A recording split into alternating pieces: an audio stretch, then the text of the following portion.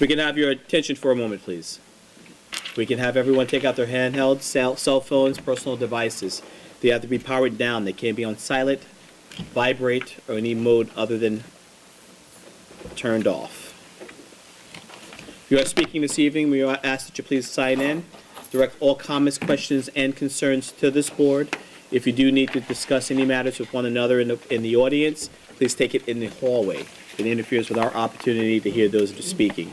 And as always, we're going to be courteous with one another during our process. We're going to start this evening's meeting with first a motion to open. I make a motion that we open the meeting for the Board of Architecture Review and Historic Preservation on January 25th, 2016. Second. All in favor? Aye. Welcome to the January 25th, 2016 meeting of the Architectural Board of Review and Historic Preservation. My name is Curtis Highsmith, and I'm the chairman. I'd like to introduce our panel. We have Brian Brady, Christina Redding. We have Susan Stevenson, Jeff Rodlieb. We'd like to welcome our historic consultant, Zach Studenroth, our legal counsel, Bill Robinson, and Antoinette, we always welcome you as well. We'll start this evening's meeting with signs, and first application, please. First application is for Nest Seekers, real estate sign. It's the applicant for... Hi.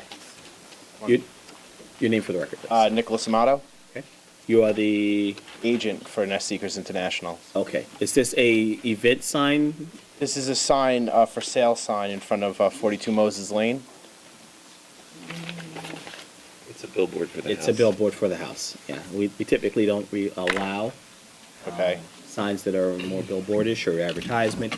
Use the name of the company, the telephone number, maybe even a website. We typically don't allow billboards unless it's a special event that's 1 day or 2 days. Okay. So I'm going to check to see what the board says, but I'm almost positive in unison we would not agree to the photograph.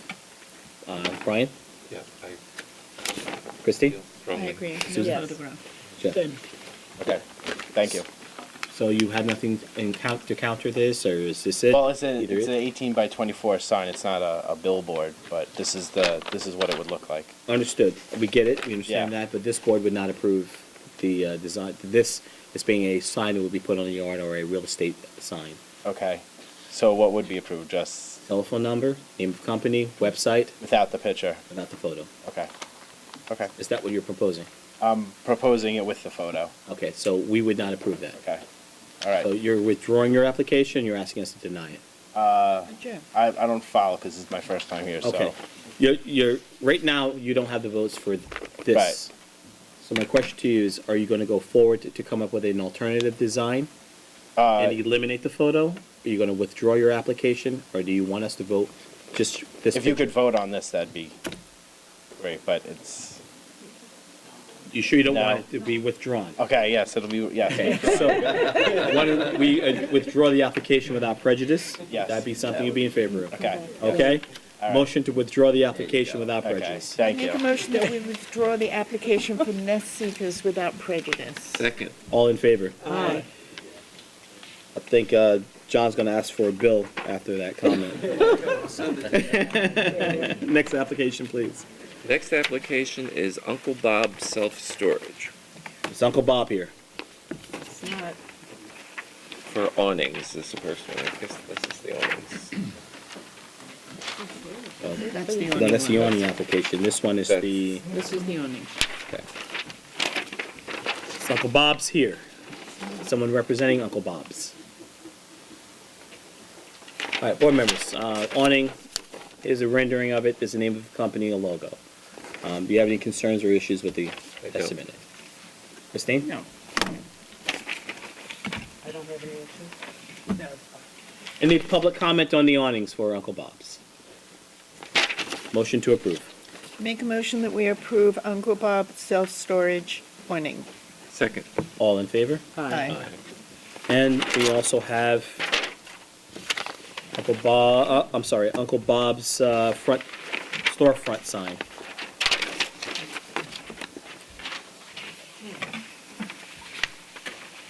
It is right there. It is, well, there's no information other than what's here, so it's letters that are placed. It was signed off by code enforcement, so it's signed Size of the sign itself has already been approved by code enforcement. It's, doesn't state the material. It's already there.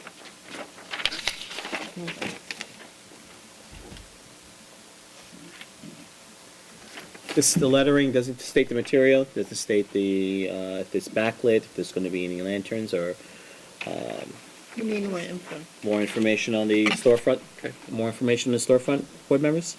Jeff? Sure. Okay, we're going to adjourn the application for more information. Motion to adjourn. I make a motion that we adjourn the application for Uncle Bob's self-storage for the storefront for more information. Is there a second? Second. All in favor? Aye. Next application. Next application is Hampton Site Works. Is the applicant present?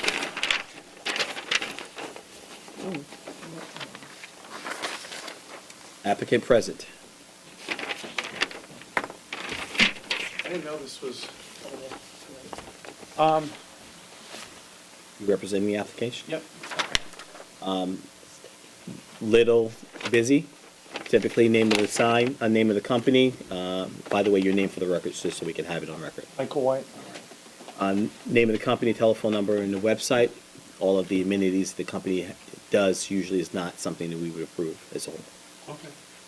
Would you be in favor of removing the application to be approved with the omission of the excavation, landscaping, granite, swimming pools? Okay. Board members, do you have any issue with the sign, with the elimination of the other entities? No, it helps it look less busy. Christine? Any public comment on the application? Motion to approve. I make a motion that we approve the application of Hampton Sitewood. Thank you. Second. All in favor? Aye. Aye.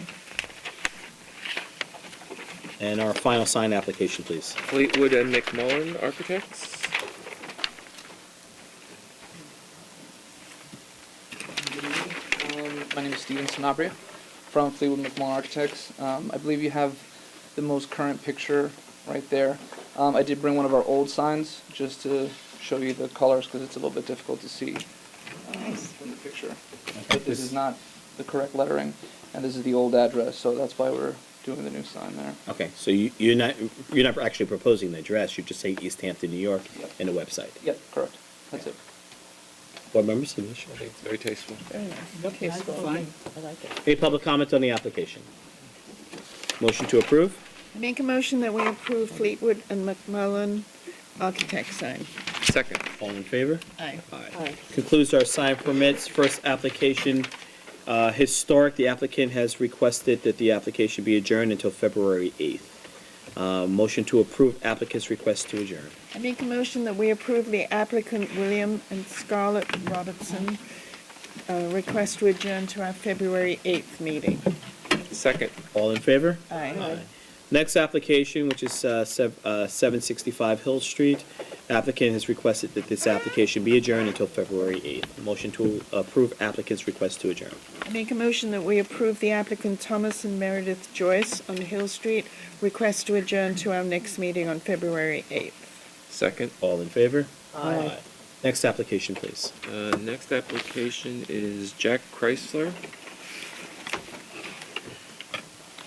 Good evening, board members. My name is John Bennett. We 212 Windmill Lane, Southampton, and with me this evening are Jack and Anna Chrysler, as well as James McChesney, who's the project architect. Before we present the factual information that was requested at the last meeting, I find it necessary to reiterate my position, which is borne out by appropriate authority, that the board has no authority to alter, change, or extinguish a property owner's rights to enjoy all dimensional regulations, side, front, rear, height, etc., that are recognized and part of its private property rights under the zoning code. This has been recognized not only by the courts, but this board itself. The Ferrara case, the Pine versus Farrell case, you have no site plan authority. And to the extent that objectors have argued differences in code language, there's a conflict in the code, as the court recognized. Zoning laws are in derogation of common law and to be construed against the municipality. And the court has held that the property owner's express rights control and that it is up to the building inspector, not this board, to determine the property owner's dimensional rights. Having said all of that, and having repeated it for the purposes of the record, and so that everyone is clear, as what I feel quite confident is the law of the state of New York, and specifically the law in this county, including courts that have construed this board's grant of authority.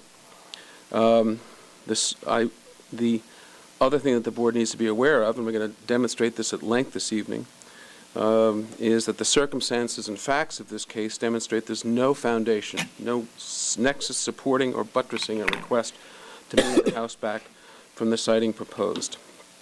I have a revised site plan, which is very minor in its revision.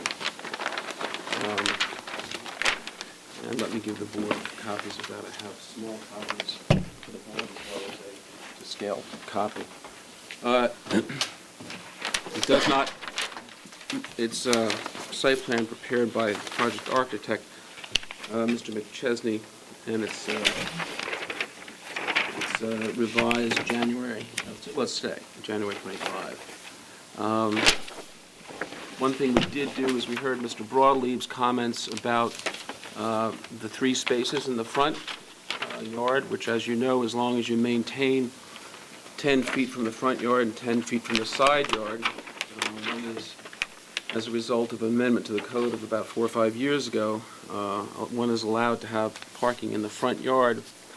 We did hear Mr. Broadleaf's concern about that, and what we've done is we've shifted one of the spaces that was previously shown in the front yard on the northwest corner of the property into the side yard, but still complying with the side yard requirements. So we now have 2 spaces in the front of the house, 3 spaces on the side. We were very careful to dimension the spaces, so you can see that they are conforming parking spaces. They're 10 by 18, and of course, one in the proposed garage.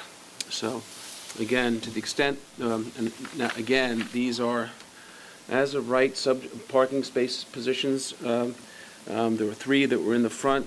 That's under the jurisdiction of the building department, under the building inspector. He has sort of a mini site plan review there, if you would. I don't know if that's really quite appropriate to glorify it by characterizing it as that, but the building inspector does have the right to allow parking in the front yard as long as there are 10 feet from the front yard, 10 feet from the side yards. There were 3 spaces there. Now we've moved one to the side of the westerly side of the house in response to Mr. Broadleaf's concerns. That is the only change to the site plan. We have not changed the proposed front yard setback to the for the house. One of the things that particularly Mr. Brady wanted to see was what are the conditions along the street in terms of setbacks. Now, I must add that I do this exercise with some consternation because, again, I don't think it's within your powers, but as lawyers, we always like to present alternate arguments, so maybe that will gain some traction with you. But I think at the end of this, you'll agree that that the facts and circumstances are simply not there to require the Chryslers to move this house back, thus truncating the rear yard in a lot that is probably 100 feet shorter than some of the lots that have been touted as having some sort of presidential value or historic value for setbacks. So what I want to hand you is a copy of the survey for 88 Herrick, which is the subject property, and you can see that current setback is 49.2 feet. Is this what you're proposing as the streetscape that the board, I believe it was I'll get I- there. Don't worry, Curtis. I'll get there. No minutes from that. Now, what I'm showing you that for I'm showing you that for, among other things, the fact that the claim that there's uniformity on the street is simply belied by the facts before you. The very first one, of course, being the fact that the subject property is at 49 feet the two houses, one of which was emanated the letter from Ms. Cameron, I believe that's her maiden name, that I will demonstrate to you. That's actually 10 feet further back. That's at 59. I also want to show you, which will also takes the wind out of the sails of these claims about some sort of uniform streetscape.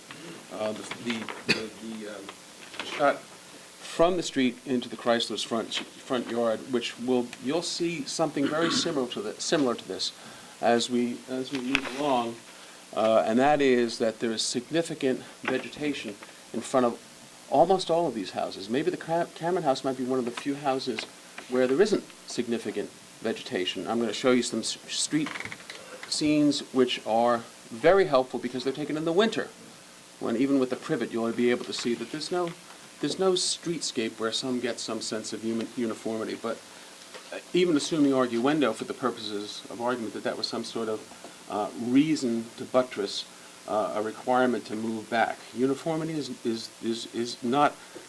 Some people could say that uniformity is a bad thing. I don't understand why we have it so much. What you have here is the streets, the scene. This is the front yard of the Chrysler property. Looking into the front yard, you're going to see something very similar to this, all up and down the Herrick. And again, to the extent that people claim that there's uniformity along Herrick, you'll see the Chrysler property, because it's 178 feet, when those other three properties, the Cameron property and the ones Fuchs, and then there's Cameron, and forgive me, I forget, it used to be Kennedy. Now it's, well, not, yes, thank you. Those are thank you, Brian. Those are much deeper lots. They're set back at around 60 feet. So again, this concept of uniformity just is not there. But we'll continue to demonstrate that further throughout our presentation. The house is not some part of, the house is not a part of some common scheme of historic development. And from my understanding of the literature, that's what's necessary. This is not a conforming or contributing structure, and its location as it relates to historic preservation or any of the criteria that are contained in the historic preservation law is irrelevant.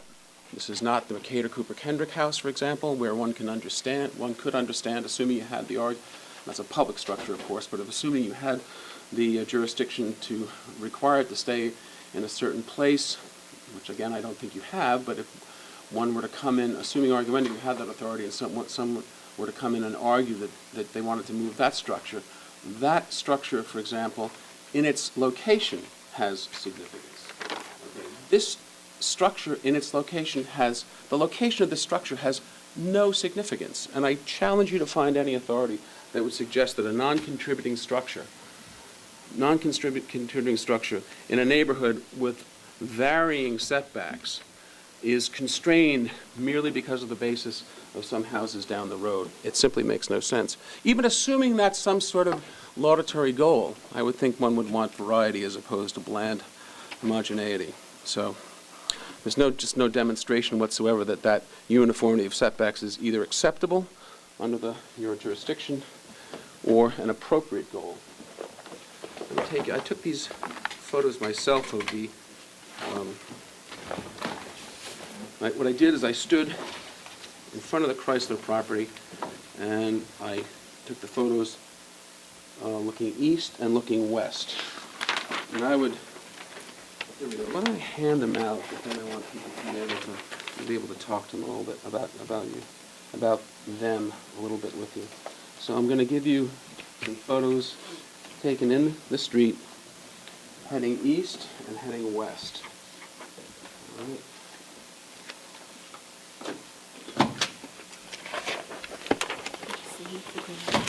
And what you're going to see, and not only am I going to explain this to you with photos of the passerby, but I'm going to give you photos of the houses in the area, and I'm going to show you the setbacks versus with the surveys, and I'm also going to show you the significant vegetated screening.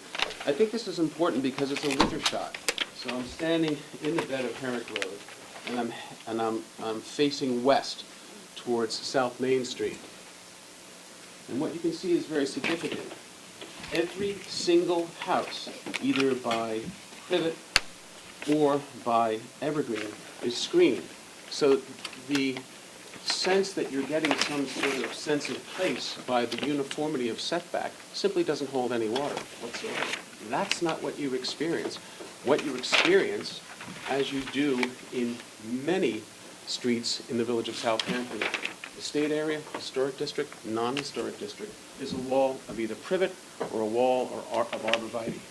So to the extent that you have arguably some uniformity down the street of a few homes, it's a meaningless uniformity anyway, because you don't experience it. So that's heading west. And then heading east, and I might have to grab one of them back, because I think I might have given out all the easterly ones. You can have a You can lot of have these back. these. That's okay, they're for you, because I want you to study them. Then looking to the east, you have the same experience. That's to the east, towards Little Plains.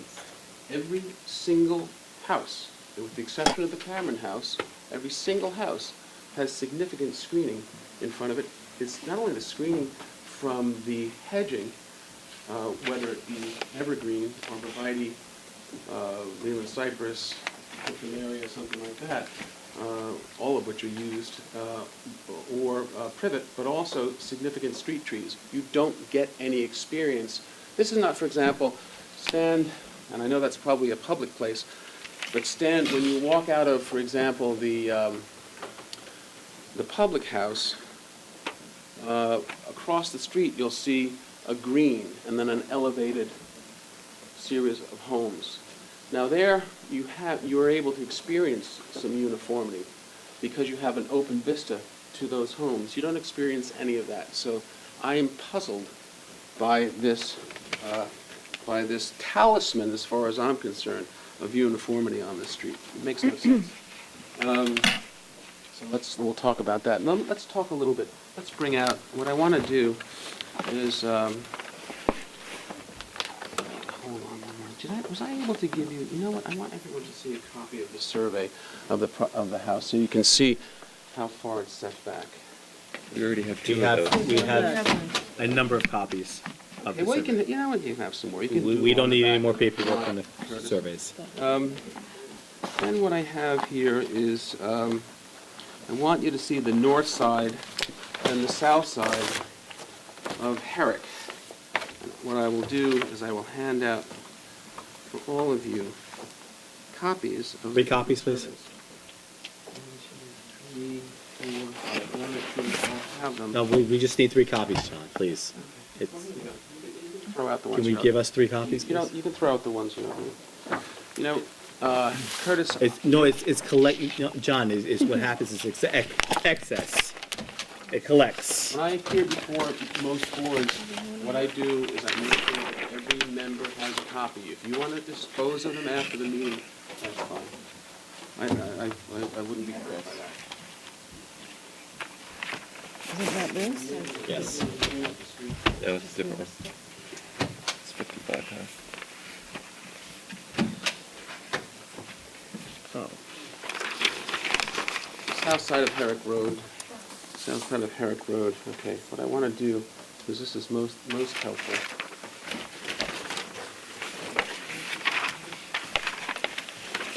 Straight.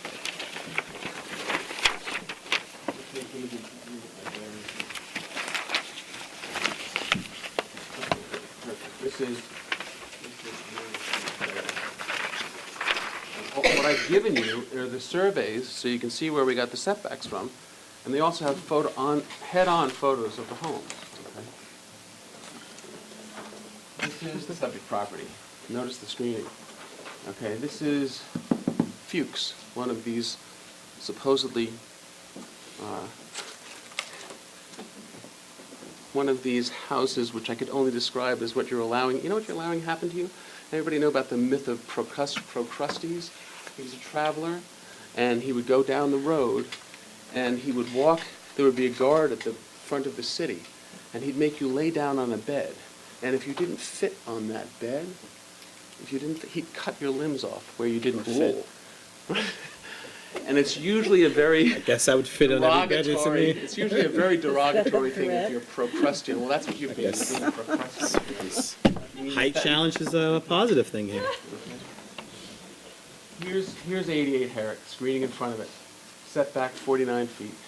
Here's the house to the west, 60 feet. Corner of James and Herrick, 40 feet. A couple things I want you to look at. I want you to look at the variations in setbacks, but I also want you to look at the screening. Now, this idea that you get some sense of place by uniformity of setbacks not only is belied by the fact that the setbacks aren't uniform, but you can't see the damn things anyway. 112 Herrick, I think that's, correct me if I'm wrong, that might be the Cameron house. I can remember it from a kid, and I think that was the letter that came in. And then 124, which is, oh, thanks, Lisa. Thank you, Vanna. 124, which is, used to be Kennedy's, now Lenaro. Arnos. Arnos, I don't know, Lenaro's here, right? Yeah, Lenaro's over there.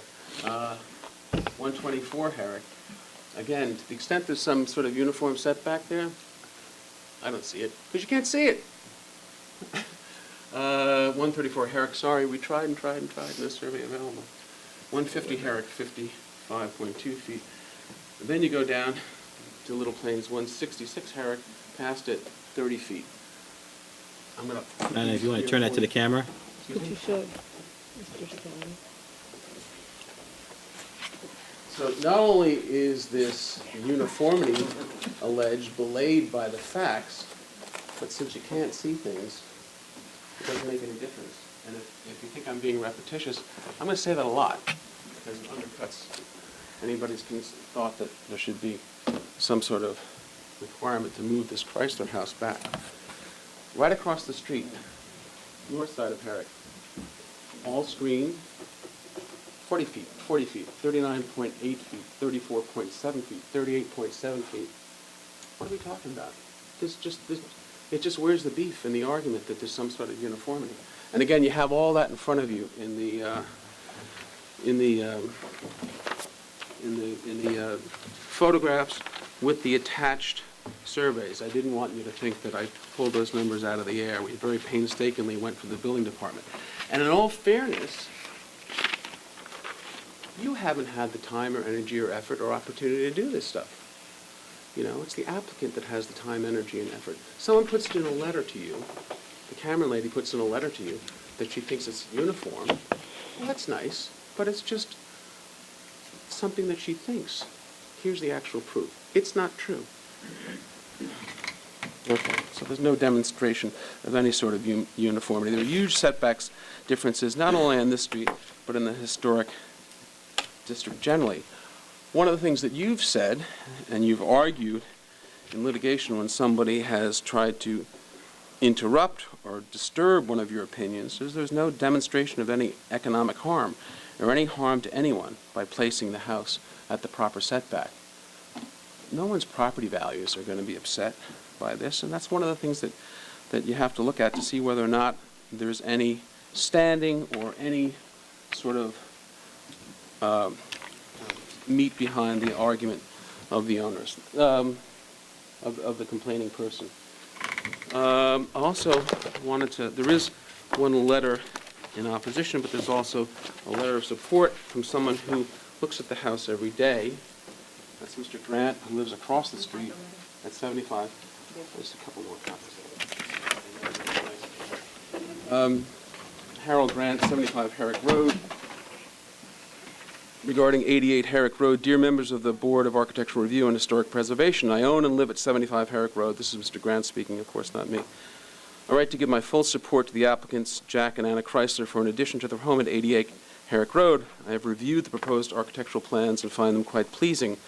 Not only are the plans in character with the neighborhood, but the plans are also sympathetic to the existing home. Like myself, the Chryslers are one of the few year-round residents of Herrick Road. Their house, the changes that they have made, and the manner in which they have kept the property has always been a great asset to the neighborhood. I've enjoyed having them as neighbors.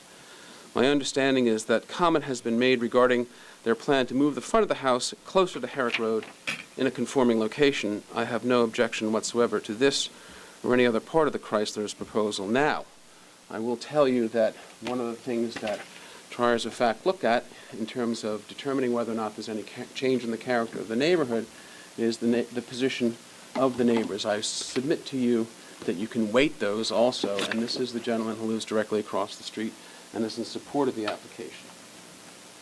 So that's something that one hopefully will take in mind. I do have, and I know I was handed just before I came in here, what I would call a rather surprising letter from my friend Mr. Studenroth, but I'll just leave it at that. But what I do want you to have is a copy of a transcript from your a partial transcript from your January 11th, 2006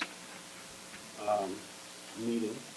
And I have, pursuant to the Section 2105 of the Civil Practice Law and Rules, I'm a member of the bar, and I have the ability to certify, to look at a public record or some sort of public document or a public hearing and certify to you that what I am giving you is a true and accurate copy.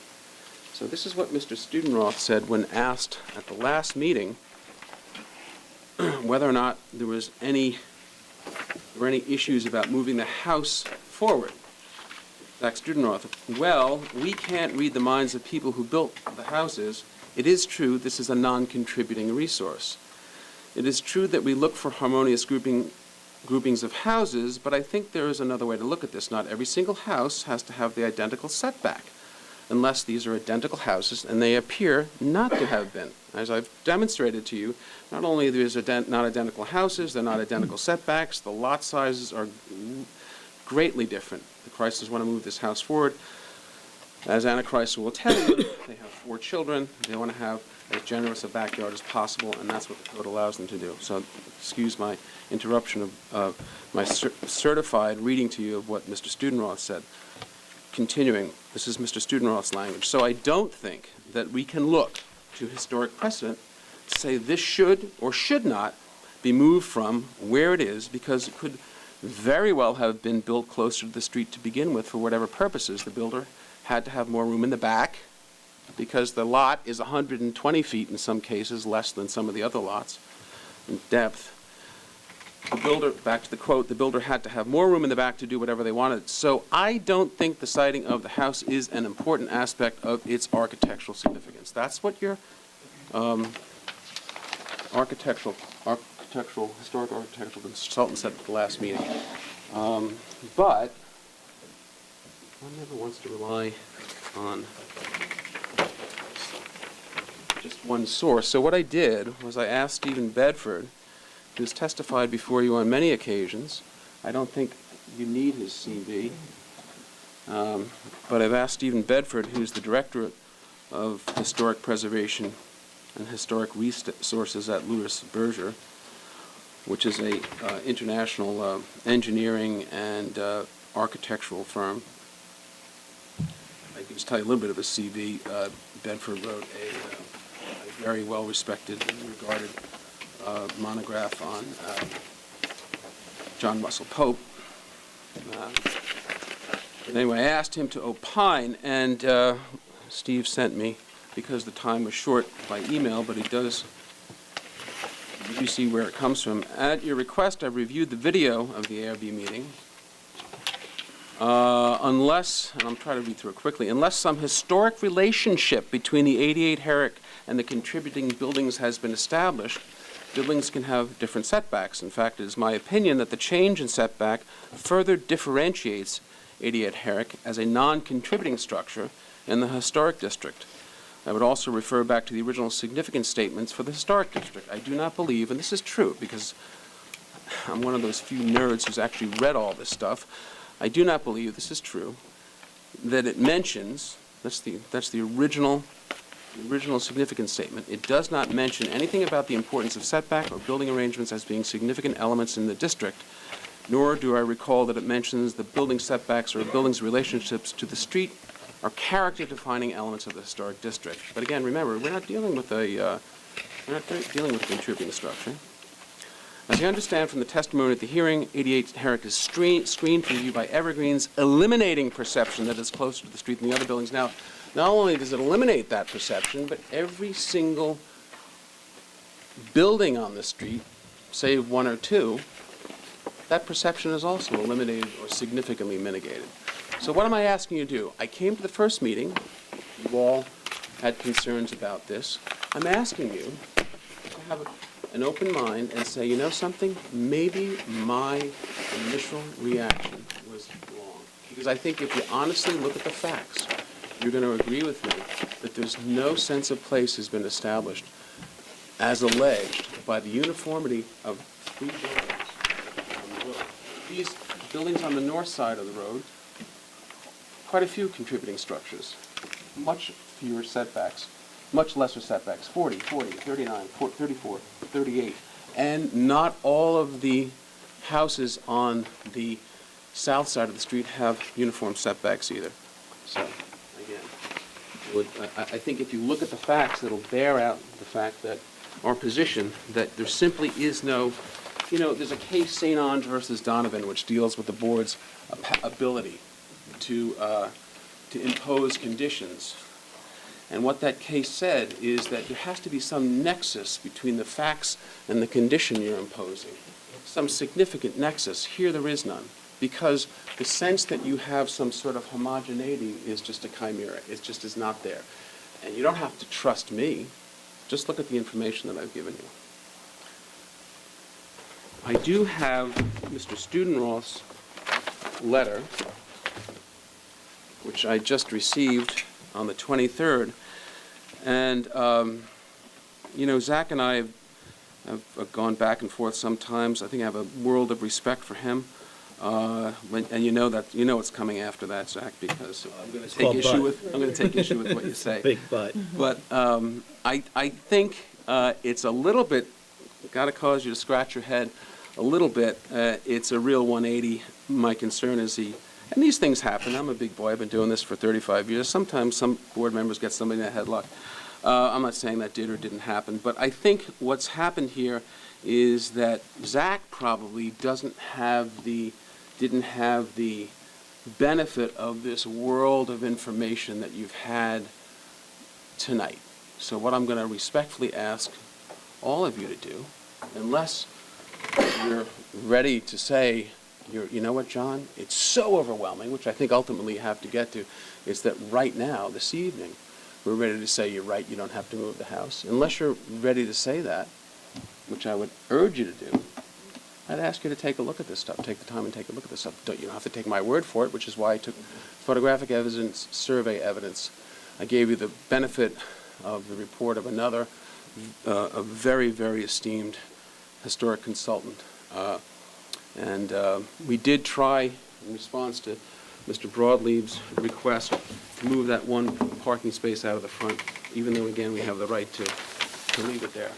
I know Anna Chrysler wanted to say a couple of things. I will tell you myself, and it's always a little bit difficult when you represent friends because you tend to personalize it, but I don't think I've done that here. But I will tell you, I've spent many a wonderful night in the Chrysler's backyard. They have 4 wonderful children, and what they want to do is provide for an appropriate backyard. The whole idea with this is to be able to keep that backyard the same depth that it is. And unless there's some significant historic issue or there's some significant impact on the neighborhood, which there's not, I don't see why you just don't let them do that. Anna, you want to say anything about I want you to see that they're here, they're interested, they just didn't just send their agent in, they're here. Hi, I'm Anna Chrysler, and first I'd like to say that I appreciate at the last meeting your overwhelming support for the architectural design, because Jim and I worked really hard, believe it or not, to keep the house to the scale that it is now. It's still just a 1.5-story house on a street that has many larger homes, and so I do appreciate that you have sort of acknowledged our hard work in that area. As John said, we heard comments about the parking, and we tried to address those with the changes that we submitted tonight. And obviously, we heard concerns about the impact moving the house forward might have, and hope that this lovely art project that my 10-year-old and I did over the blizzard weekend has helped allay some of those concerns. And that after you look at all of this, that you can feel good about granting us approval to do what we'd like to do. You know, like I said, like John said, actually, we're a family of 6 in a house that, you know, when we moved in, they were 7, 5, and 0, and now they're 17, 15, and we do need a little bit more space, and that's really just what we want, space with backyard for them to play. So thank you for your time. Thank you. There was a report done by Zach. Zach, I'll let you present your report. Sure. I apologize for the lateness of this coming to the file, but I guess you've had time to see it. I'll skip to the recommendations because that was a very long and informative presentation. Summarize. While the proposed additions to 88 Herrick Road are compatible with its architectural style, scale, and detailing, the request for a certificate of appropriateness to lift and move the house 15 feet closer to Herrick Road is not consistent with the board's criterion that, quote, any alteration of an existing feature of the property shall be compatible with the character of nearby properties. That's a quote from the code.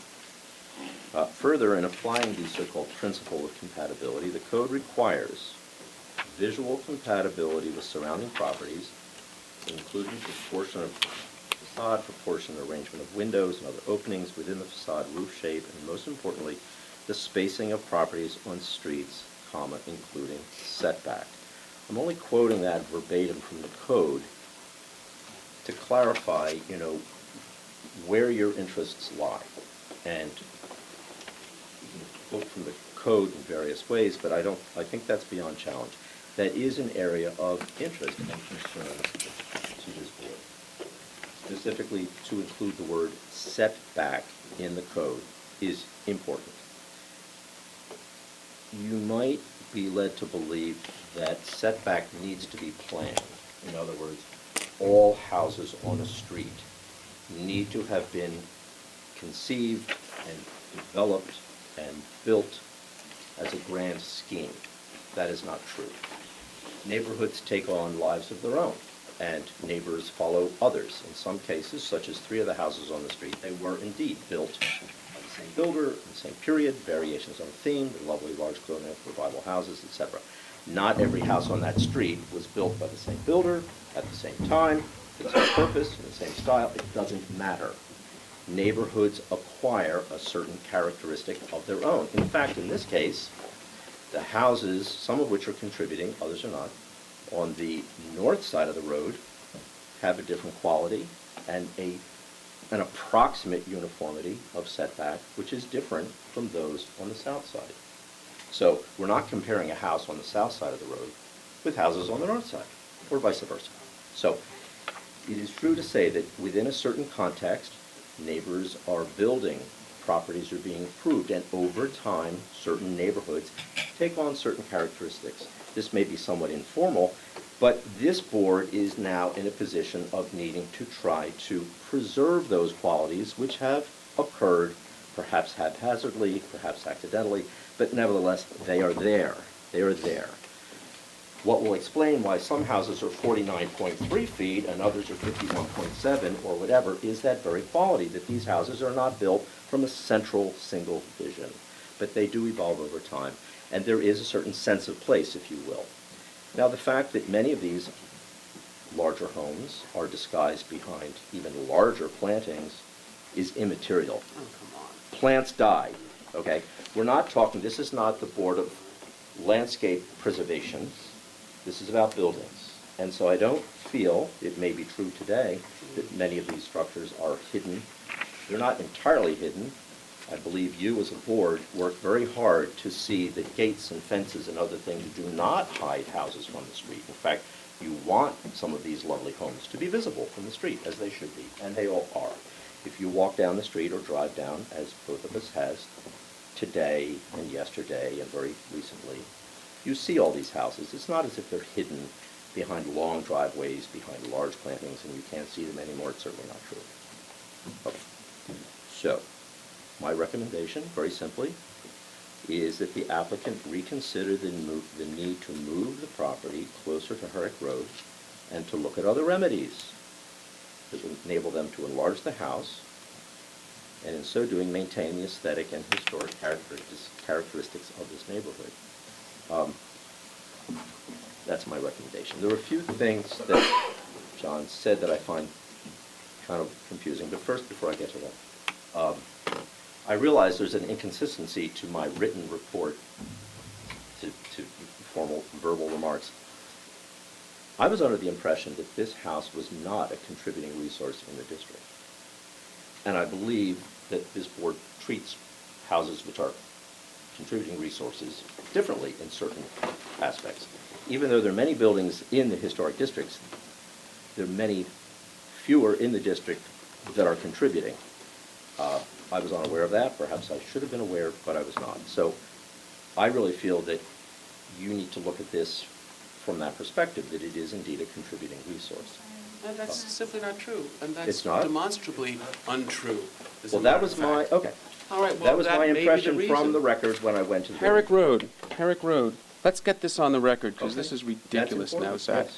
41 Herrick Road, 55 Herrick Road, 65 Herrick Road, 75 Herrick Road, 76 Herrick Road, 95 Herrick Road, 98 Herrick Road, 112 Herrick Road, 124 Herrick Road. Where are you taking? Those that are the from? contributing. You know what? You can't find it in the village because for the last 15 years, the hanging folder for Herrick Road, where all the markups are written, has been gone. It's gone, okay? You can't find it. You can't find what we call the blue sheets.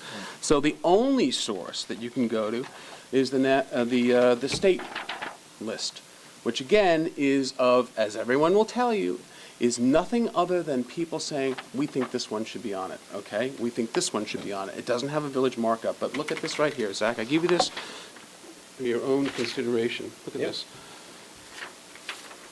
This is the Park Service and the state markup, again, which all that is somebody saying, I think this should be on there, okay? Okay, it could be, it could be your enemy from high school. Let's put their house on the Probably historic. was. Probably was, I know. I know if my house ended up there, that's where it would be. 41 Herrick Road, 55, 65, 75, 76, 95, 98, 112, 124. It is not a contributing structure. And I was very precise about that because I wanted to make sure there was no question whatsoever. And that's pivotal. That's really pivotal because you look, for example, at the federal regulations on where you can take into account siting, and it's Part 360 in the Fed Regs, a religious property, a building of significant architectural, architectural significance, a birthplace. It all has to be keyed into. We're not dealing with that. Okay. You're But quite right, John.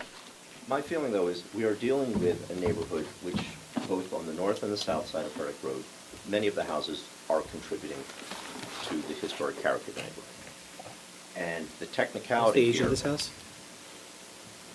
1920s, I would say. I don't know. It was redone. It's been redone. Okay. See, I don't have. Significant renovation on it 12 years ago. About 12 years ago, there was a significant renovation to it. There's nothing even that looks But, like. well, we don't know what the original age of the house is, that what you're saying? Was so reworked 12 years ago as to be So we don't know. I don't know. So we don't. So My guess would be. we don't have the blue sheet. We don't know the age. And based on the national registry, but not necessarily the blue sheet or local designation, we can identify whether it's a contributing structure. Is that where we are? That's where we are. You can't say that it is. There's no proof. I can't verify. That there's a. Well, that's what, that's exactly what I said. Okay, I just wanted to clarify Yeah. that. There's no So, proof that it's a I contributing do- structure. Nor would, if you look at it, would it rise to that level? It didn't require any sort of, didn't go through any of this during the first renovation. It wasn't identified as such. Would that have been the reason because we could, the reason for that, could that be because we couldn't find the blue sheet 12 years ago? Do you know where this, you know where I got this? You know where I got this from? Take a guess where I got this from. Probably the I library. got it from the village. So if they couldn't find the blue sheet, they could at least see it on the register, because I think Zach will agree with you that I have never seen a blue sheet, a house that had a blue sheet but that wasn't on this, and vice versa. That's true. Okay? The I just only want- one I can I have seen, the only one I have seen is the former A-frame at the end of Little Plains and Gin, when the only reason it has a blue sheet on it is just to remark that this house was the reason for the creation of the Architectural Review Board. So I just want to kind of briefly. You tear that house down. Say, It was. as I had said in my report, now. I didn't have any issue with the architectural work that's being proposed. The dormer that's being introduced, it's perfectly sympathetic, very, very sensitive, et cetera.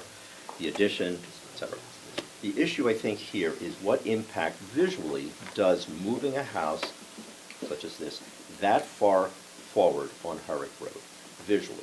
And I think you need to rule out the plantings because they're not permanent structures. So I don't really, I know that indeed the experience of the street now is very much affected by that, but perhaps all of those plantings will go out of favor someday.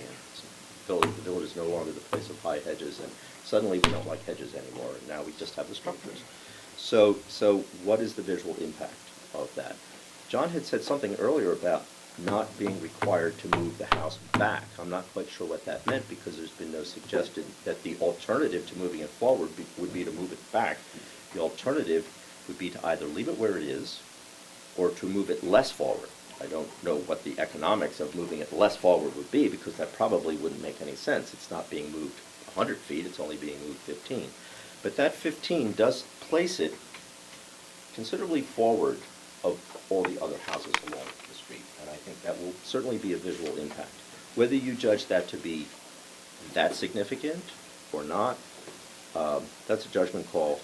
But the architecture that's being proposed, I think, is perfectly compatible and appropriate. It's really just the visual impact of having it that close to the street, which is considerably different from the way all the other houses are. That's the essence of it. It's already significantly forward.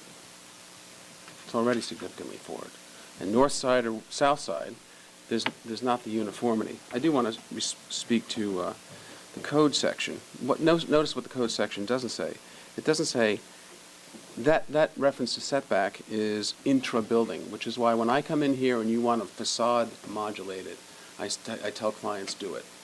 But always we're at the setback. If you want to modulate a facade, I look at that language and I say to clients, if they want, for example, the house at 450 Gin, the clients wanted to have one broad front yard.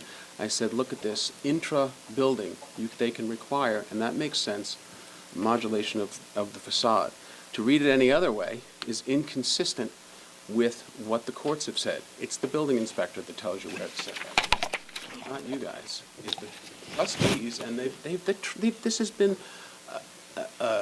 there's been a series of conversations before the trustees about that. If the trustees wanted to grant this board full-blown site plan approval, I think it would be a very bad mistake. I think it would have all sorts of political pressure. I think from a point of view of knowing what you own, it would be, and what you can do with it, it would be a bad mistake. But the trustees have been asked to give you full-blown site plan approval, and they have declined to do so.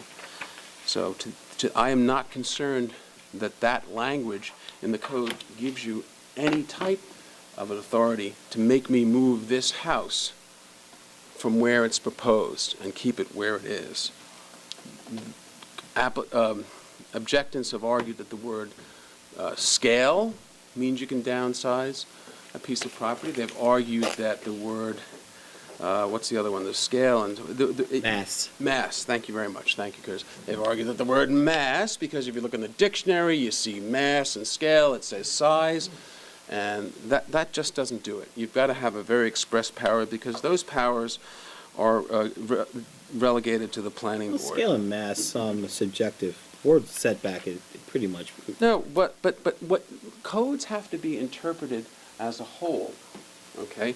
So if the drafter of the code wanted to give you that power, they would make a reference to front, rear, dimensional, side, back, front, rear, side, setback. That's intra-building. And to the extent that it's inconsistent, where you have two inconsistent grants of a right in a code, the least restrictive right prevails. There's legion of case law on that. But what I really would like you to do, I've given you an awful lot of information. I agree. I respectfully disagree with Zach. I also think Zach is to be commended by saying that, yes, I thought for a while, I was under the impression that this is a contributing structure. If you look at all the literature, Can you hand me that, add that into the record as well? Okay.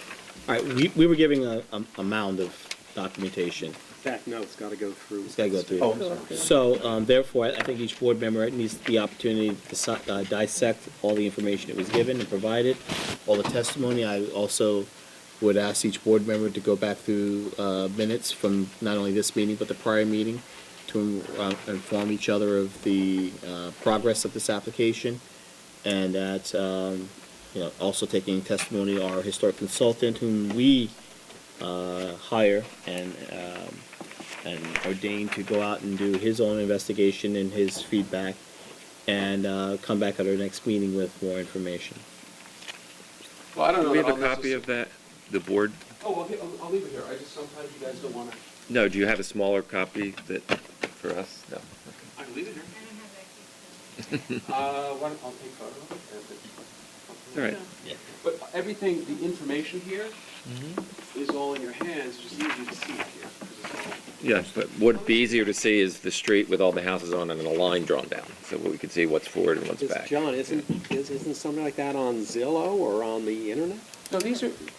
I know that's Doesn't not, work. but an aerial view of this is as equally significant Yeah, as but the that. problem with an aerial. I The understand. problem with the aerial It is that. supplements that. I have a problem with an aerial, and I'll tell you why. An aerial, you can't tell what the dimensions are on an aerial. There's a little tool where it says ruler on it, but I will tell you, it's of limited value. GIS So what definitely does, what but- I'll do- No, I have, the surveys are the best. So what I have, let me take a photograph of this, of these Okay. boards. And we'll Put it in the file.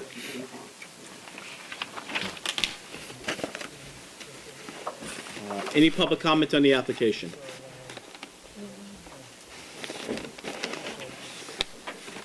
Anything further from the board? No. Okay. John, you know what you were asking us, correct? Did you want me to ask you if you would adjourn it? Motion to approve applicant's request to adjourn. I make a motion that we approve the applicant Jack Chrysler III at 88 Herrick Road, request to adjourn to our next meeting. Second? All in favor? Aye. Aye. That's the next meeting? Yes. Thanks. Next application, please. Bottom of the pile. JV 20 Gin Lane, it's closed for written decision. Counsel? Decision in the file approving the application as submitted at the first and last meeting, and a vote in favor of it will be to approve the application. Board members, motion to approve written decision by council for 20 Gin Lane. I make a motion that we approve the written decision by council for JB 20 Gin Lane LLC. Second. All in favor? Aye. Next application, please. Next application is J. Christopher Birch. Is there more to this house? Can I give you 5 copies? They're only 2 pages each. 5 copies, fine. File?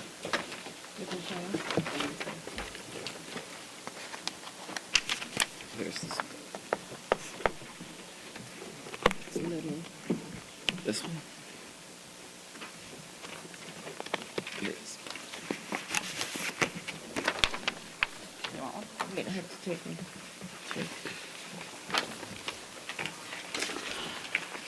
This is Christopher Birch's house on the corner of First Neck Lane and Pond Lane. The house is a one-story house. There's a little second floor on one end of it, but it's primarily a one-story house. The proposed additions, there's two of them. One is on the rear of the house. It's an extension of the kitchen. It goes out about 11 feet. We're just pulling the roof line forward 11 feet, and it will look exactly as it is now.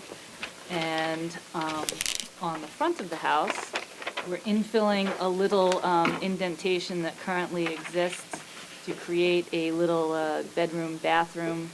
It pokes off the front of the house a little less than 6 feet. And all the finishes match the existing. It's really not visible. Fine. One portion of the addition is 1 story, the other portion is the... They're both 1 story. They're both 1 story. Almost the whole house is 1 story. Yeah, we see that. It's very long and low. Brian, comments? No, I think it's very tasteful what you're doing. It's in keeping with what's there. I realize it. That's the... It's the 1 But I story. went Fill-in. to look at it. Oh, okay. Busy. Well, the whole... I have a question. Was this was once sort of a famous house? I don't know. Oh, Was it a famous house? I don't think so. you don't? It's infamous, but I don't know about famous. Yeah. It had famous gardens. I don't know what about The gardens are Yeah. phenomenal. The Well, gardens there are was phenomenal. actually a lot of press on. I remember this from years ago. I But it didn't looks know like, that, but the gardens are amazing. yeah, and I remember thinking, you know, that it was a strange. It is an unusual looking house. Yeah, yeah, It's it's very long and Postmodern rambling. details. Yeah. So if it was an Well, historic and house, I don't obviously think that would have it's gotta be happened. more added since. Is this not the? How many times has it been added onto? Do you know, Lisa? I've been here a few times to add on to it, and Okay. we did the pool house, and just, yeah, it's a couple of times. Okay. Okay. Christine, comments? No, I think it's tasteful and appropriate. Jeff? No, review, it's fine. Anything further? No, I guess it had a name. Do you remember any of this? I don't know. Okay. Any public comment on the application? Application located in the Historic District, requires written decision. So, you seem to have the approval of this board. We will commission our legal counsel to prepare a written decision at our next meeting. Thank you. Motion to close for written decision by council. I make a motion that we close the application of J. Christopher Birch on First Neck Lane for written decision by our council. Second, All in favor? Aye. Have a good night. Next application, please. next application is real estate organization. It's a huge file.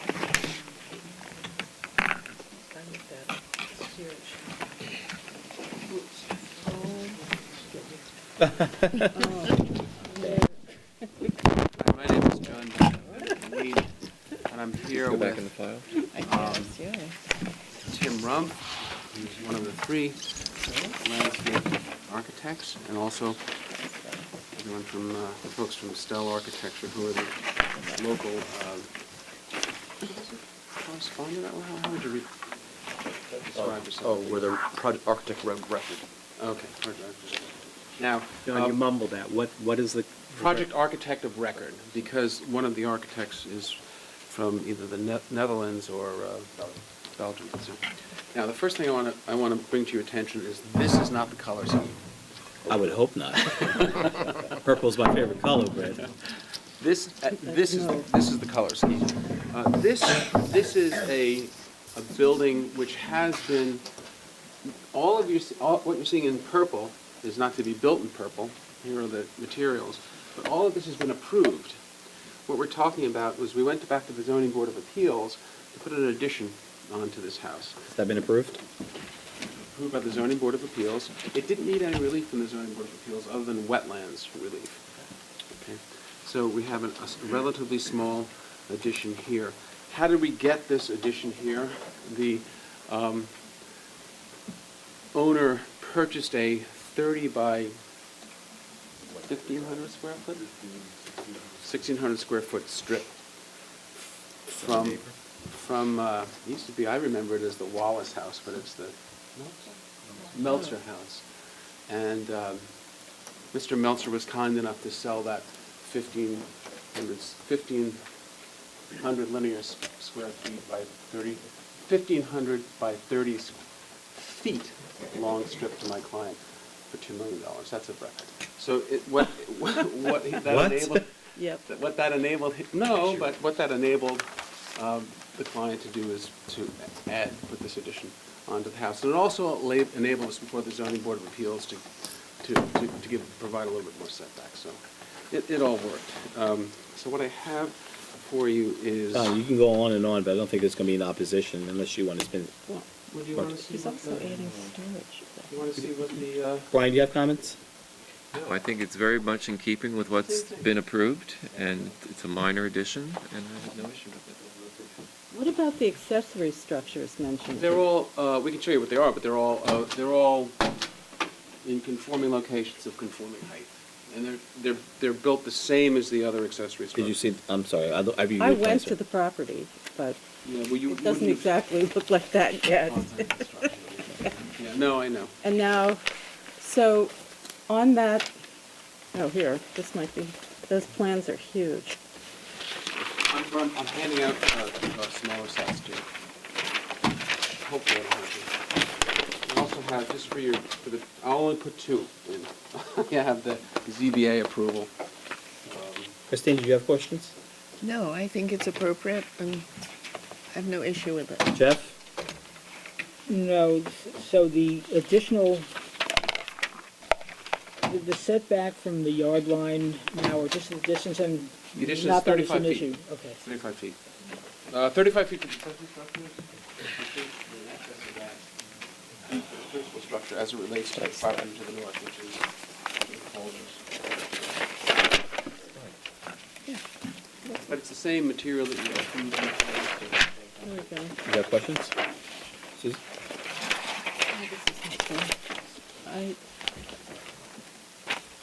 No. No? Any public comment on the application?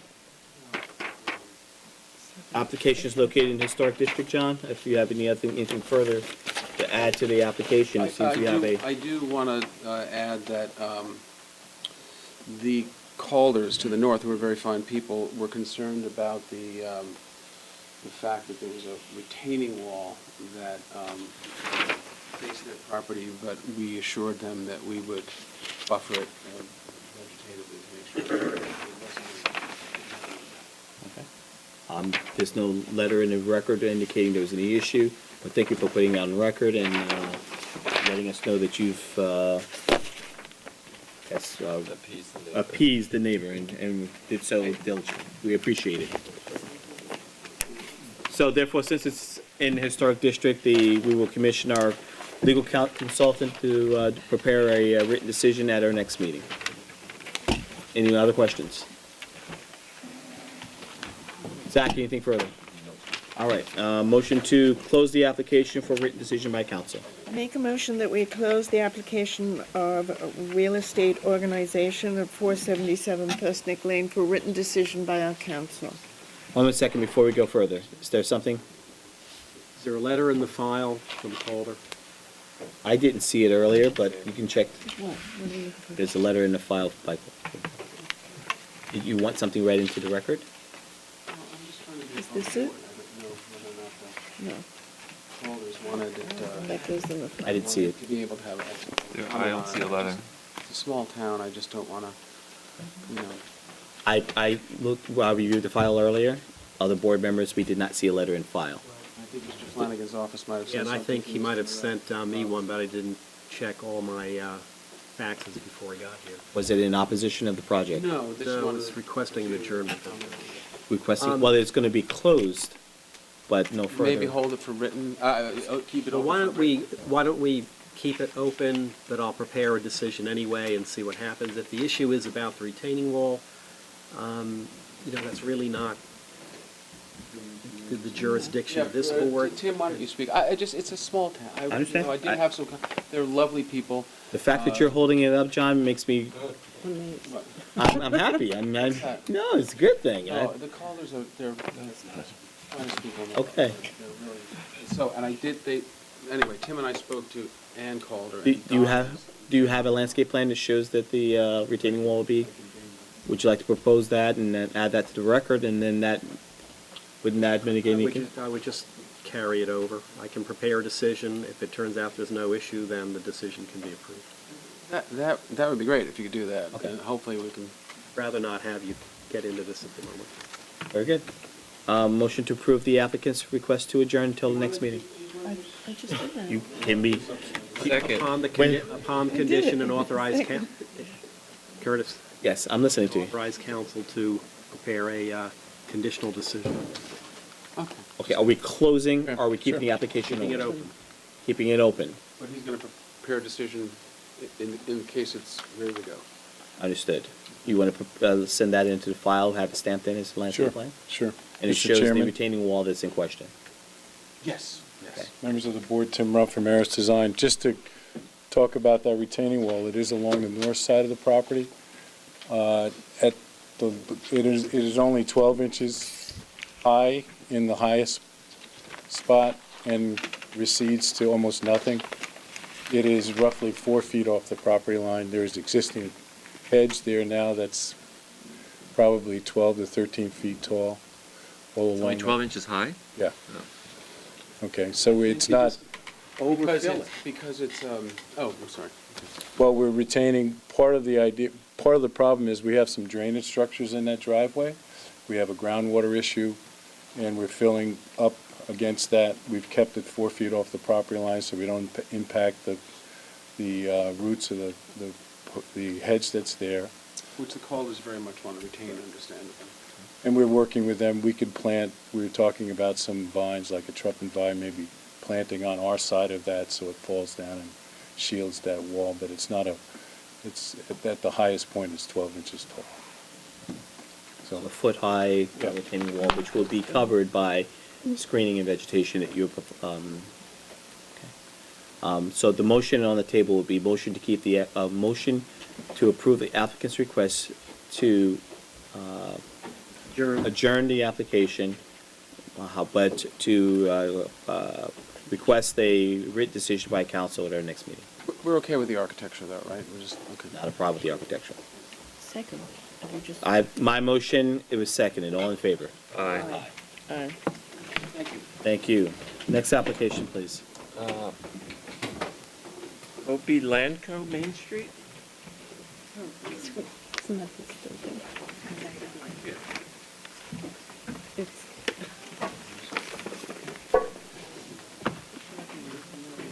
It's just the UBS building.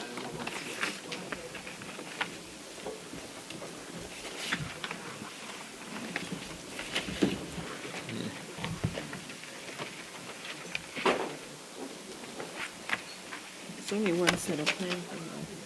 Is that one? Rocco Lettieri here for the applicant.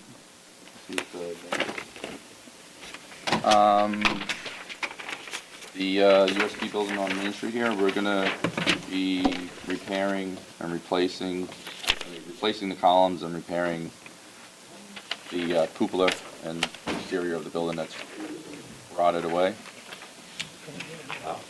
Jack, come on. We're replacing the columns up front, and Like in kind? Like in kind, there's shop drawings on it.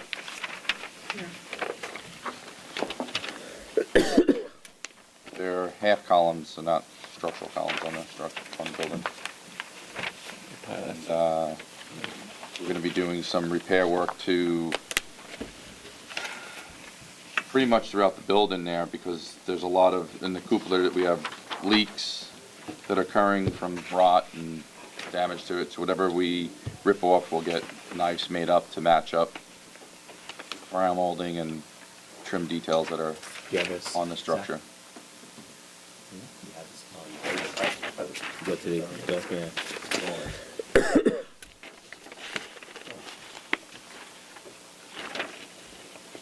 So this is a restoration, replacement, what you can, or are you replacing everything? We're replacing the columns in full. The rest of the structure, we have to see how bad it's damaged as we go through it. Is there a reason why you are replacing instead of repairing existing? Is it, that is the columns dilapidated, are, they're unrepairable? I mean, Yeah. just They're want to get rotted on away. record the reason why. They're rotted away. It's really beyond repair on them. I mean, we have some issues with the cupola too, leaking really bad as well. Zach, a historic and, yeah, that's why I'm asking the questions that I'm asking. When we get into a contributing structure, especially within a historic district, usually replacement would have to be followed with some type of either hardship plan, which shows that whatever the replacement would be, the repairs would be so either not financially feasible or that it's unrepairable. That we don't see from any engineer's report or any other identifiable resource that you use to show us this. So as much as I would love to just say replace it, once you replace it, it doesn't become the same structure. It's a new element, and we're looking at restoration. We're a preservation board, so preservation being first. We created a shop drawing of exact columns. So I understand, but you're What would be the issue, replicating. What you're not doing is you're not preserving what exists. You're replicating, and that's not the definition of preservation. So you'd like an engineering report saying that the columns are rotted beyond repair? It's part of the process, and it's part of jurisdiction. Yeah, it would have been of nice if this the board building to do so. inspector told us that. He told us that, he said, we showed him the information and he said, come in front of you, and it was a repair and replacing of certain things, and that's what we did. If I would have known, I would have got your engineer report. I would have the architect on staff write a letter to you. Can't answer to what you were told. Yeah. I'm just telling you the process here. Zach, anything to add to that? Yeah, not just the aspect of restoration, but preservation. There's some interesting detailing on the columns. I would hesitate without really...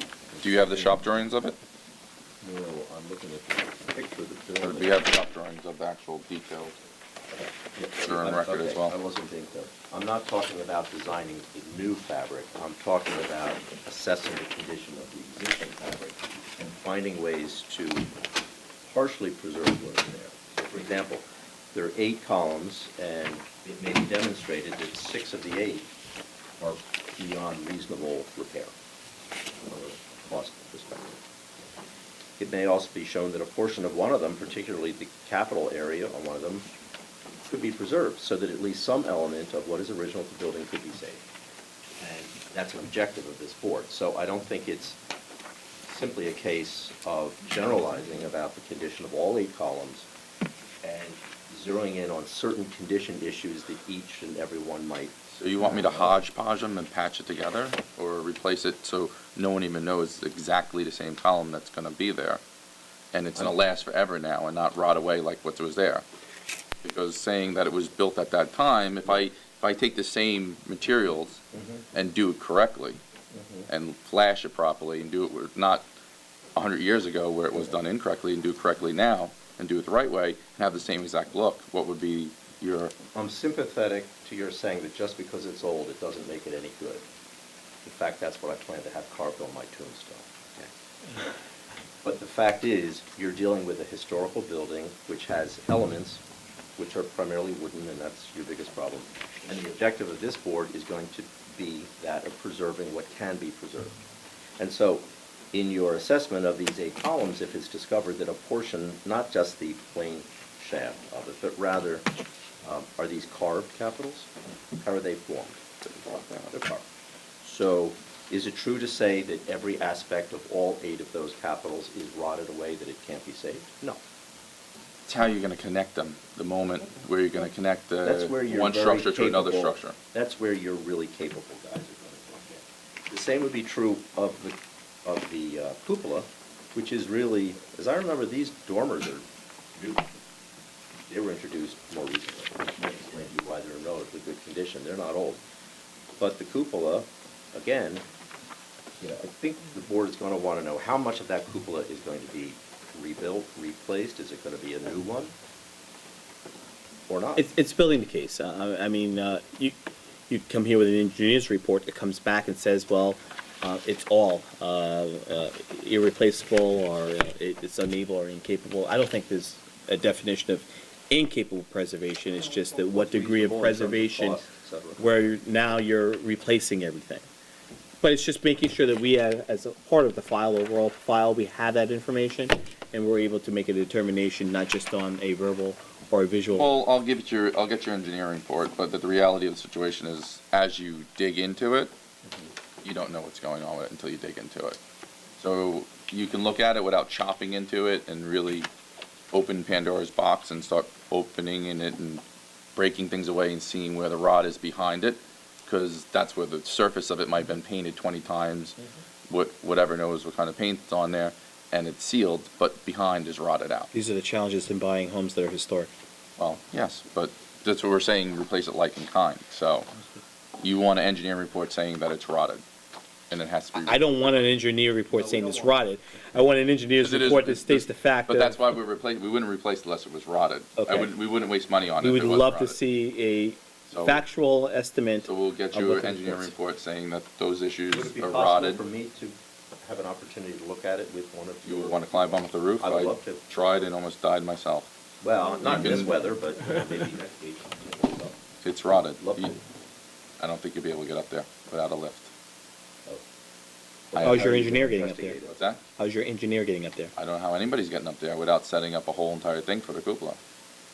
I went up Can you there walk and up- Can you up in the attic and go up inside it? you can go inside the cupola Okay. in a ladder, but you're not gonna see the rot. All you're gonna do is see buckets holding water that's leaking through the structure.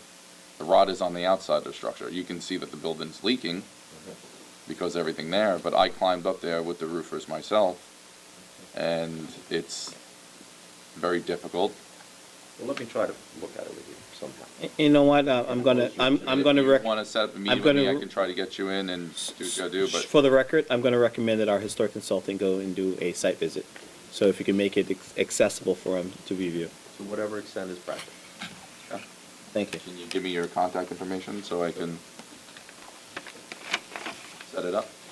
All right, so you guys are gonna set that up, you'll come back to the next meeting. You're gonna adjourn for this evening until the next meeting, correct? Motion to approve applicant's request to adjourn. Make a motion that we approve the applicant Hopi Landco Main Street LLC request to adjourn to our next meeting. Second. All in favor? Aye. Our next application, please. Hillary Geary Ross.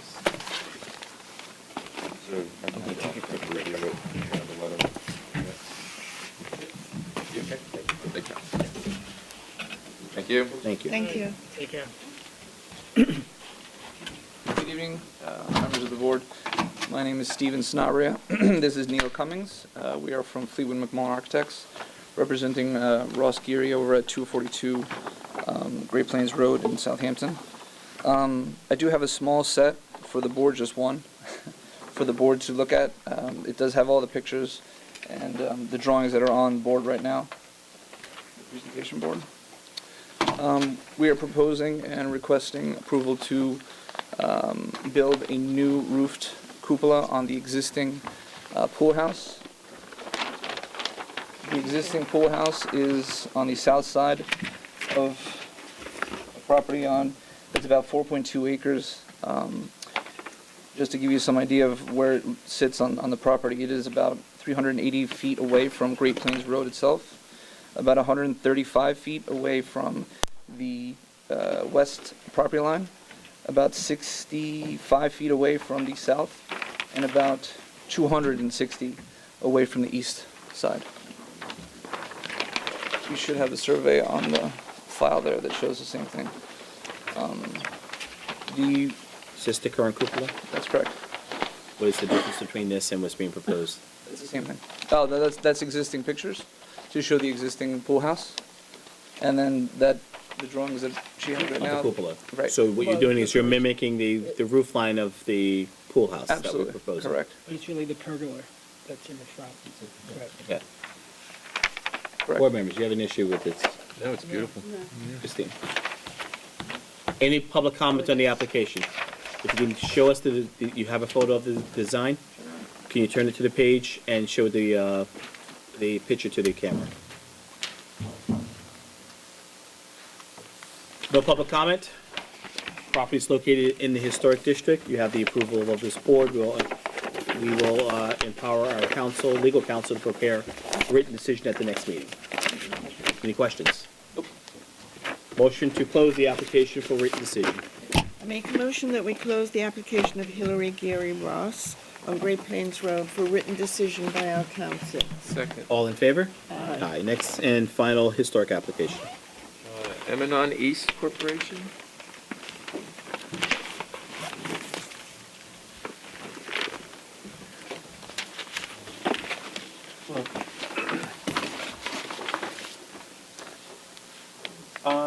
Is this for Lewis? Yeah. Oh, it's for, North Main. North Main Street. Okay. Last meeting we had, you guys wanted to see a landscape plan, and there was also a question whether the house, was historic or not.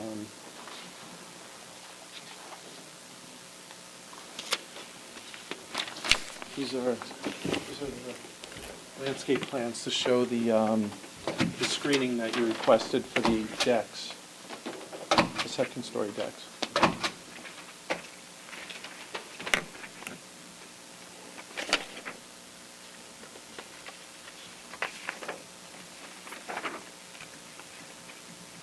We resolved the discussion about historic, didn't we? No. No? No. Jack, were there any comments about the historic nature?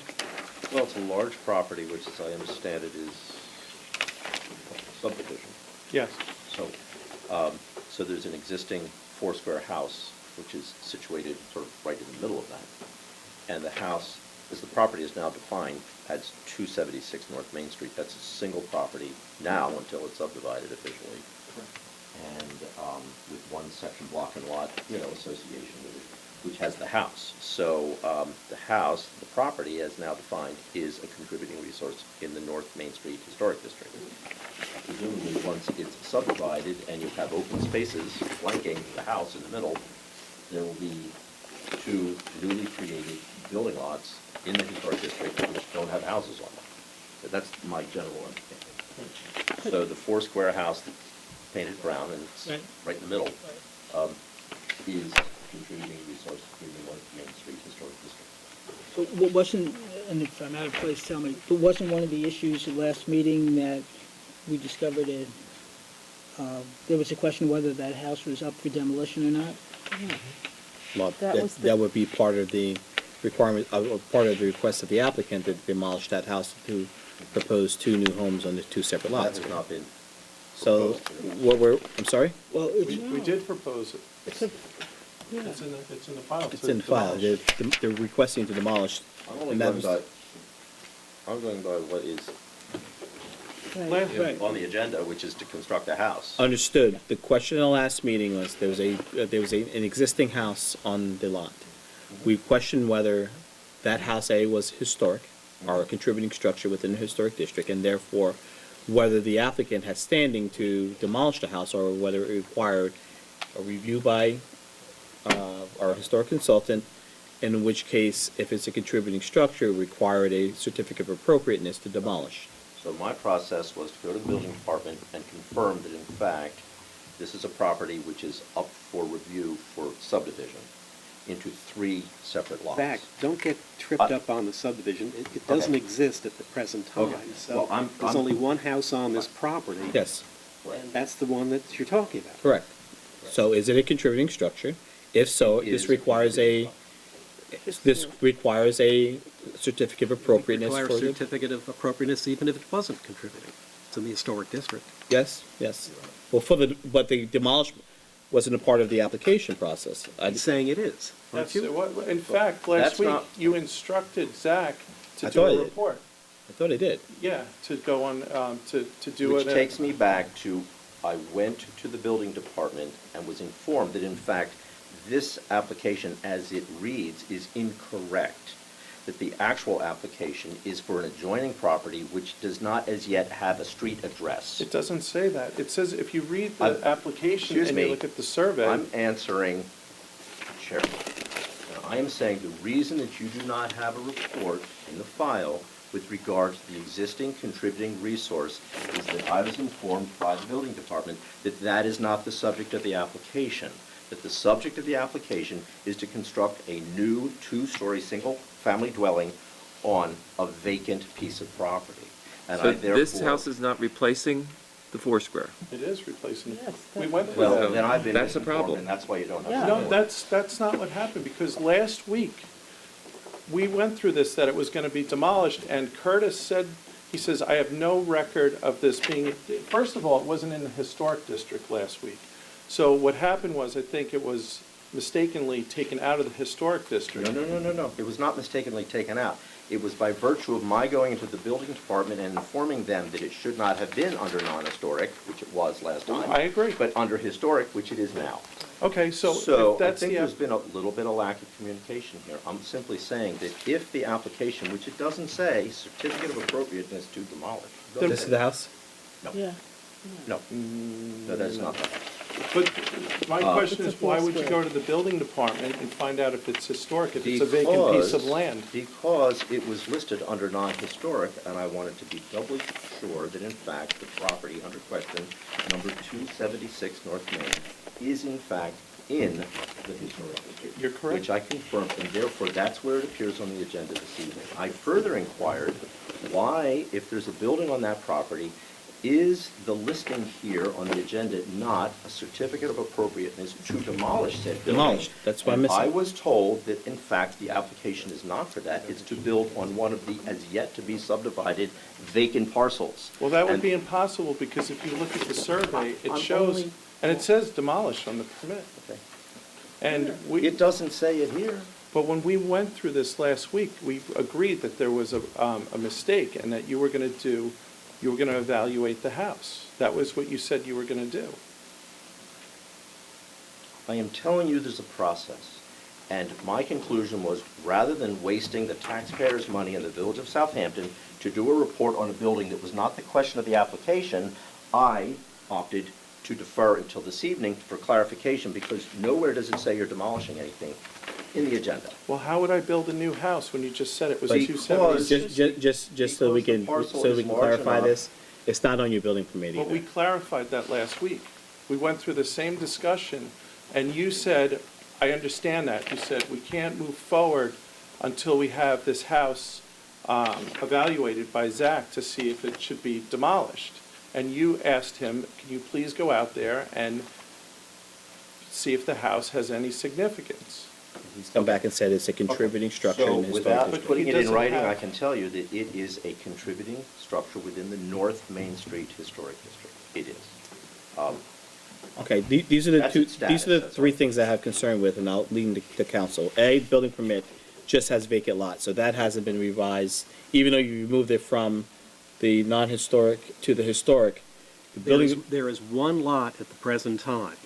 If there was a request, and on one lot in this village, you can have one house. So therefore, if there was a request to build another house on one lot, it should not have been accepted. It is incorrect and inappropriate. That ends it. There is one house on that lot until there is a signed and approved subdivision map, and that, I understand, is what is under discussion. Whether that house is contributing, and if there is no application in the file now for a certificate of appropriateness to demolish the house, the documents should be handed back to the applicant and corrected. They should not continue to be an open file with incorrect documentation. I think that's where we are. But I thought we corrected that last, if that was the case last week, I would have went up there, but we fixed this problem last week. It wasn't, no, we did fix the problem. We asked for further development. We asked for a development on whether there was a contributing structure in the historic district. The problem is that right now, we don't have standing with an incomplete application that shows no demolish. Because that's the first portion of this application would be a certificate of appropriateness if the structure could be demolished. Before anything else is said and done, But you or even, requested that. I looked at this meeting before, on tape, before I came here. You requested that this would be looked into to see if it can be demolished. You asked him that, and that's why you had no problems with the house. You had a question about the trees for the second-story deck. it seems that the process has not been finished. Well, I just wasted another 2 weeks. All I can say is that from our area, we don't have standing right now, it was not complete.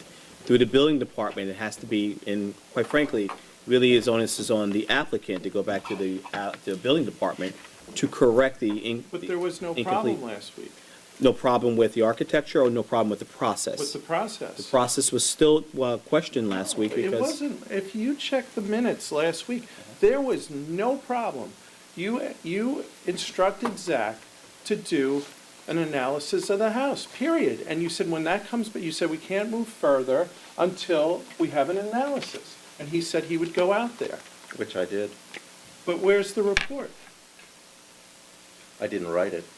Okay, well, Because I don't understand the process. Because I was sometimes. told by the building department that you were in fact building on an adjoining parcel which was in the process of being But divided. that's not what was before us. I mean, everybody was crystal clear what I was doing, and they even instructed you to do it.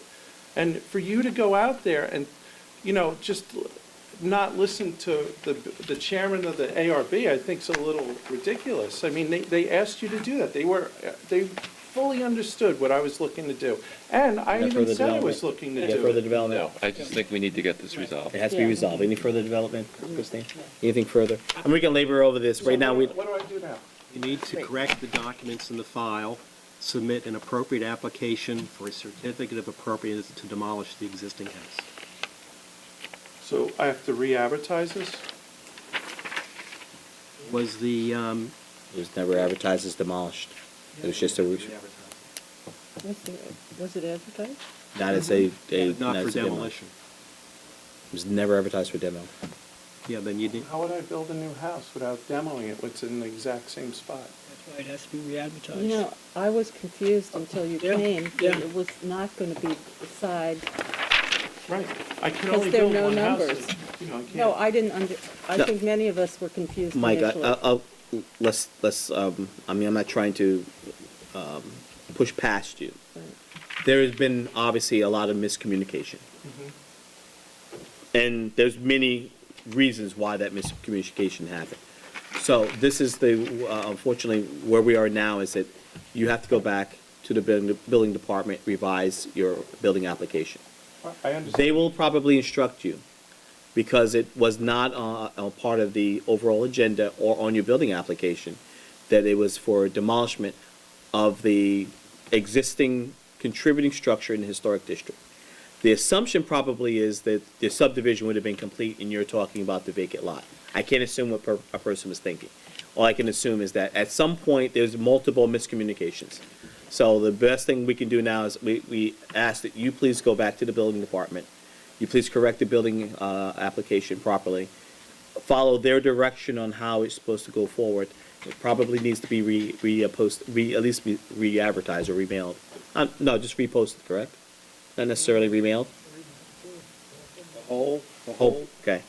But they will instruct you what the process is. But we, right now, don't have standing because there's a very important portion of the process that we can't, it's not on our agenda, and we don't have standing to discuss, and that's the demolishment. Will it be able to go on to the next meeting? Would that be 10 days? So, I don't think you're going to be able to make the timing, Michael. What do you need, 10 days? 10 days. It has to be posted for 10 days, but it's going to be the notice in the public newspaper that's going to trip you up.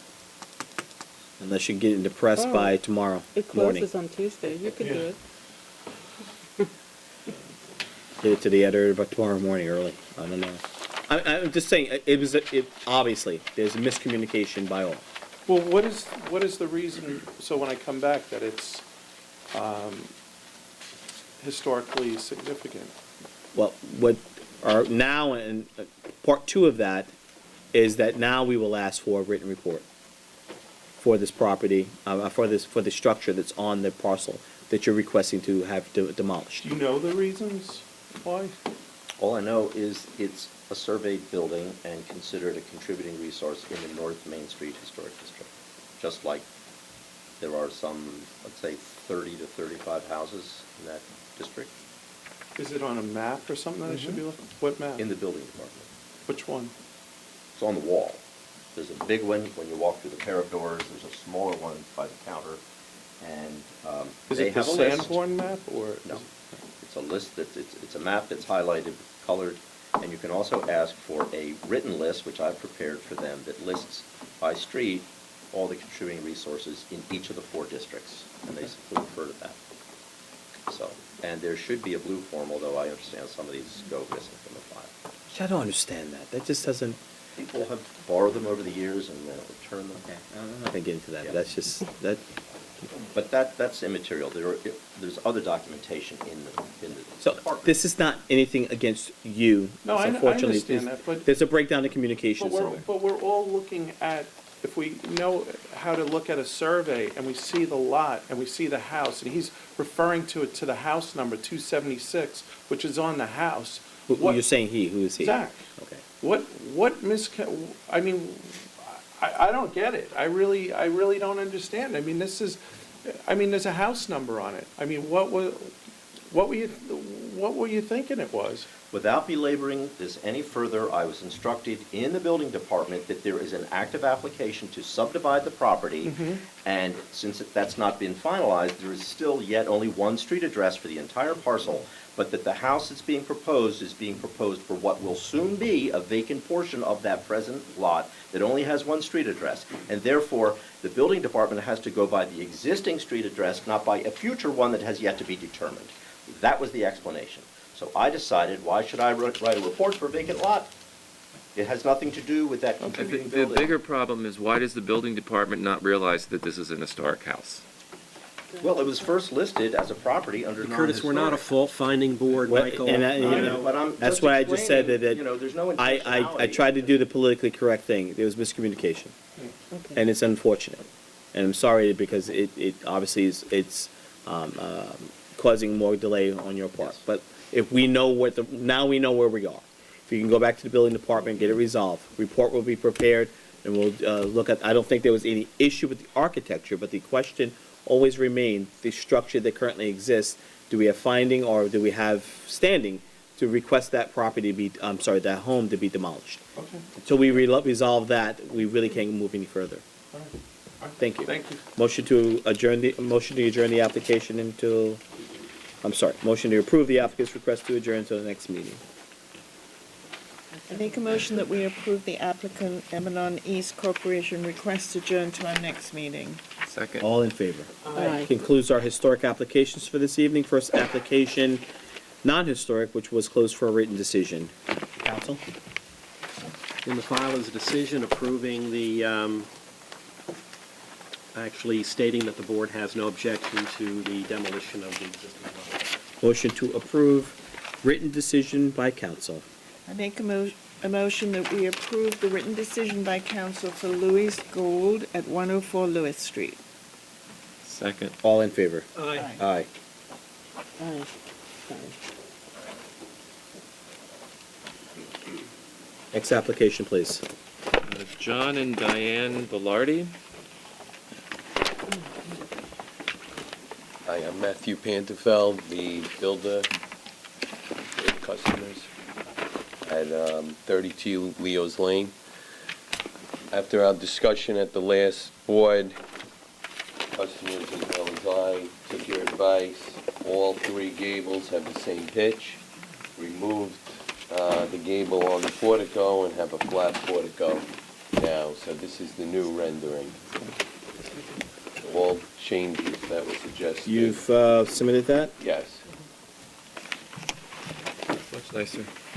All changes that were suggested were. There you go. Oh, thank you.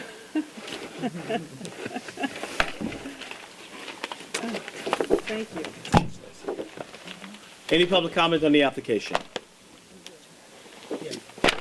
Anything further from the board? No.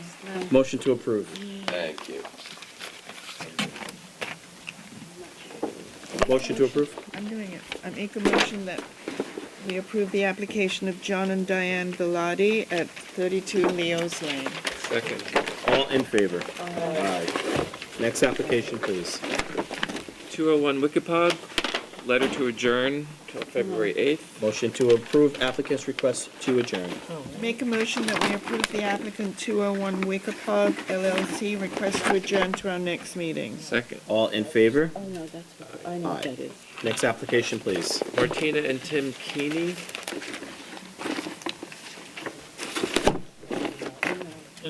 Good evening.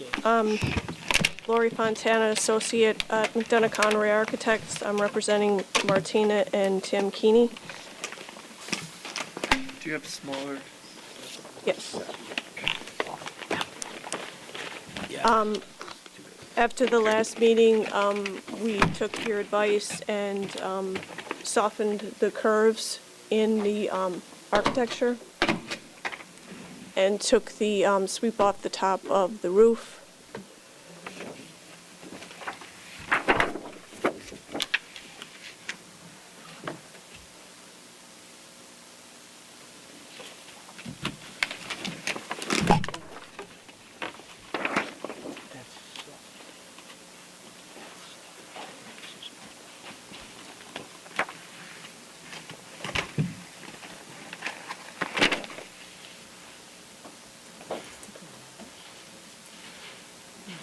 Well, they're not as sharp. They took the points off the top. Yeah. We took the points off the top, and the curve on the bottom is less dramatic Over the as it entrance. was originally. So how does that meet the roof behind it? Just splits? I'm not sure what you're asking, I'm sorry. Here. That's what you shortened? Is that what you're saying? No, the sweep on the side, Yeah. if you look at the original rendering, is much more dramatic. It's a much more straight, less sweep. It looks the same, yeah. It's definitely not the same curve.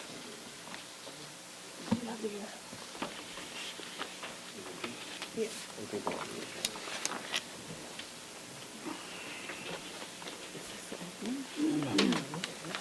That they modeled. The, if you look at, You have the original. we extended. Sitting, looking, I'm comparing the two. I extended the upper gable down and softened the curve. Fine. I mean, the only difference I see is you took away the softening of the landscape in front.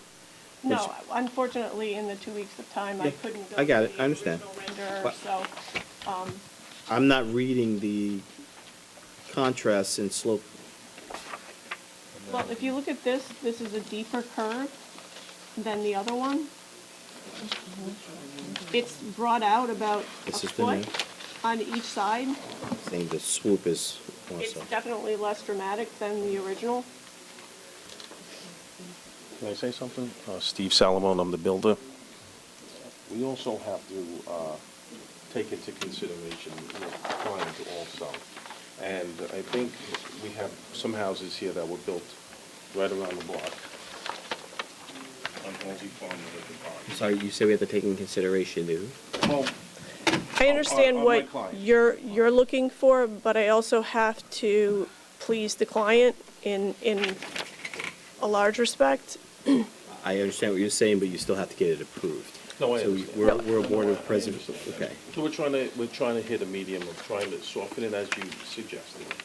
These are two houses that are right around the block.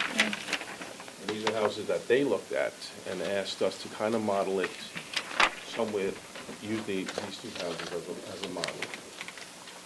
Where was the other I one? don't think we're building something, so odd within this neighborhood. And if you know where Winterpog is, there are a lot of houses going up that are very similar to this, with lines and curves and similar to what we're building.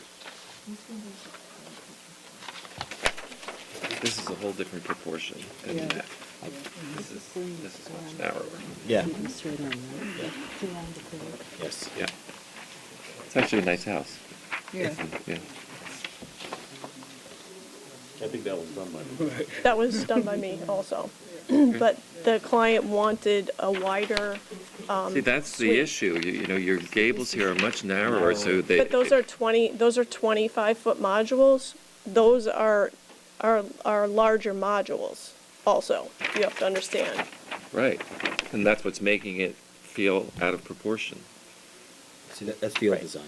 But where's, Yeah, but even so, it's the same. you know. Let's see, it looks even more. Yeah. It's better because it's not pointed, but it still spreads it out. Right.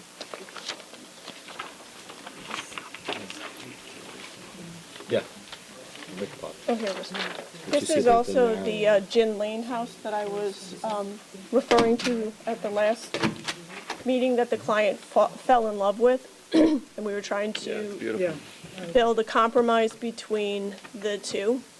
Okay, so what about eliminating the returns, Brian? These? Yeah. They look deep. That's the issue They- there. Well, I'm asking if you eliminate the with that, and that means because linear it just looks like an outline, almost like a hat. And I think from visually, at least from I don't know if it's an AutoCAD that we're picking it up or it's just it looks out of proportion. These are more proportional, this is more of a suite. Eliminating. Oh, the return in The front? returns. Sure. What do you think, Brian? That would help. It just it almost like it stops the line right there. I have no problem doing that and signing that I think it would. today. I think we'll have a better design, and it's just. It looks like what you've done is you outline the highlight So the. it'll look like that. Yeah. So it's just no longer a return. It just caps from the bell. I have no problem putting on record that I will remove the returns. Board members, I- clipsing the returns. I think that would be a plus. I think one of the problems is that after, you had referred to that house on Gin Lane, and I took the liberty of going on Gin Lane, and this was the house that I believe it was. Correct. Correct. And of course, the critical difference is the size of the lot and this house. So you've taken this house and you've sort of squinched it this way. So visually, I think that's the problem, at least I'm having, and perhaps some of the other board members. So you have the elements of this house that is spread out this far, and you're squeezing it into this dimension, and so your angles, by consequence, are going to be sharper. Wouldn't that need? As opposed, and then this house also has a turret head, because of the space, on the south, Right, I have on no the east problem side. I think you with could doing put that. That then softens it all. I think you're there. I have no problem doing that. With your approval, I have no problem.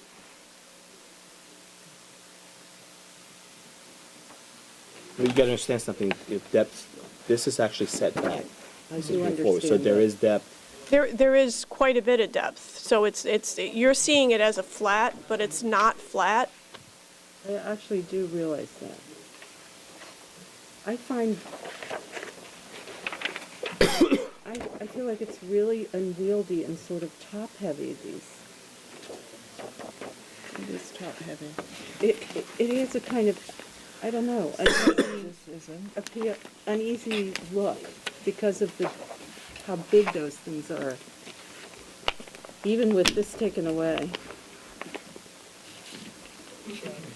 Christine's that designed to you. I don't know.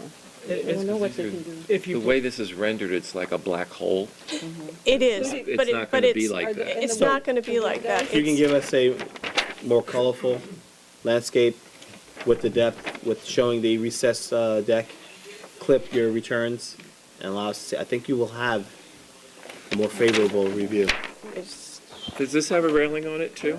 Yeah. No. This one? No, no, that's actually open to the deck below. There's a cutout, so it's light coming through to the covered area. But what's behind it? Windows? Yes, 'Cause you're not windows reading- into the foyer, You're not reading that. windows into the foyer. Yeah, I think it would This one, help if you I think showed they had time to work. Oh, I see. AutoCAD. That is the actual look. If you look at those windows, that is the actual look, but unfortunately, in the time span to render, there was, In time.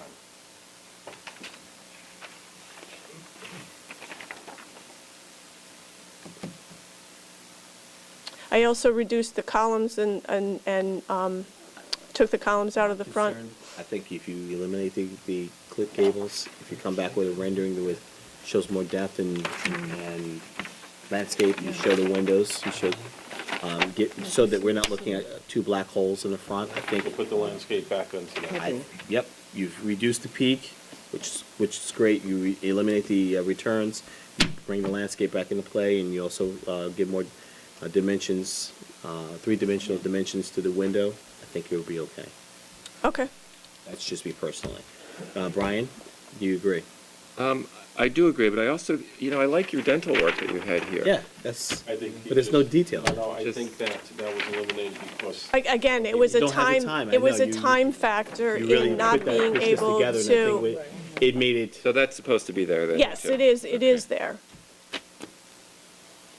Yes, definitely that. So you're saying arch window? Yeah. Well, it looks so nice on that one. It looks so good on this other one, The arch top on that the arch balcony. top. It softens it. It doesn't make the house look so top You see heavy. that?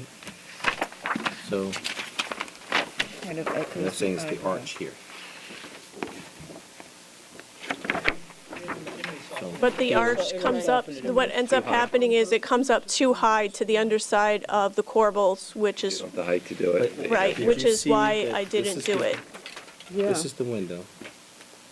But then You're losing it because of the rendering that was provided, but this is the detail with the dental. I like the dentals. Yes. I'm not crazy about. Because this Ah. is turning in, it's very soft. Yeah, I think it's also this, I think that's just the rendering. yeah. It's the rendering. I'm telling you that. Again, unfortunately, Bring the right into it. Spend the time to do it. It'll look a lot better. Brian, you mind if I take a picture of your little, Just take it. no, I'll just bring it back, that's all. So you'll prepare that the next meeting? Yes, I will. All right, great. And I think we're, Thank you. no problem. Motion to approve applicant's request to adjourn. I make a motion that we approve the applicant's request to adjourn at, Yes. 201? No, 793. Martina and Tim Keeney at 793 Wickapog. February 8th. Second. All in favor? Aye. Day before my baby's birthday. thank you, have a good night. You too. Sweet 16. Oh, Pray for me. try to hang it for you. It'll be fine. Next application, please. Next application is 155 Wyatt Edge.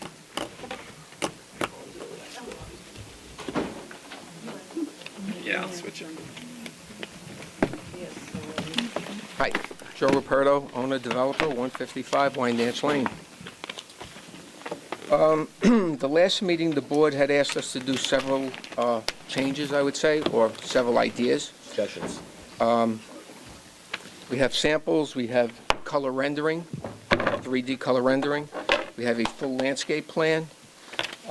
We changed the shutters to black. The wheat was not favorable. I've done many black and white houses. I just didn't want to do another one.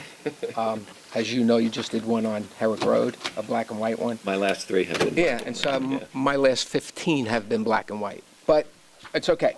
So, black and white, if that's what you want, that's what you'll get. We have a stucco sample. Jeff had asked about the shiplap. How does that go? I have a sample to show you how that goes.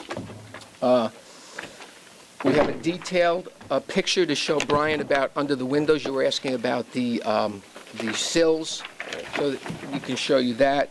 And we put a pediment over the front door, which I think was your biggest thing to get rid of that light. Right.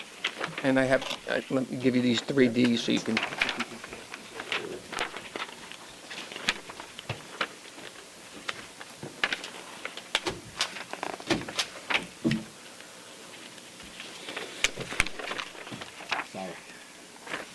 Those were the seven items that you guys have suggested to work on.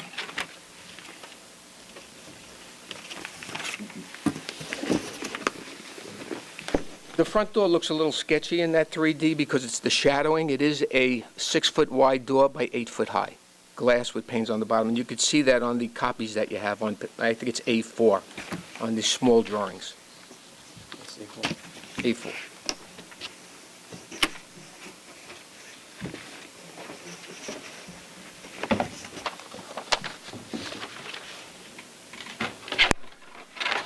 And Jeff, this was the shiplap that you were asking about, basically how it looks, 7 inches, quarter-inch space, and it is all AZAC.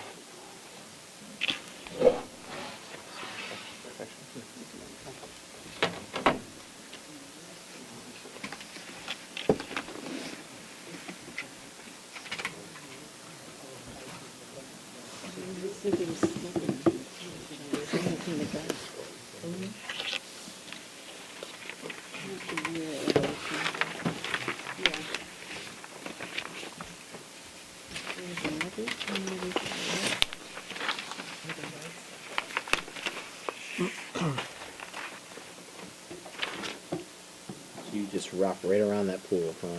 It's got some views. Oh, yeah. Yeah. It is full sun there that way. There is no pool house, you know, so we use it as, the loggia area is going to be the pool house. I saw the enclosure, the covered porch at the rear. It's fun. Yeah.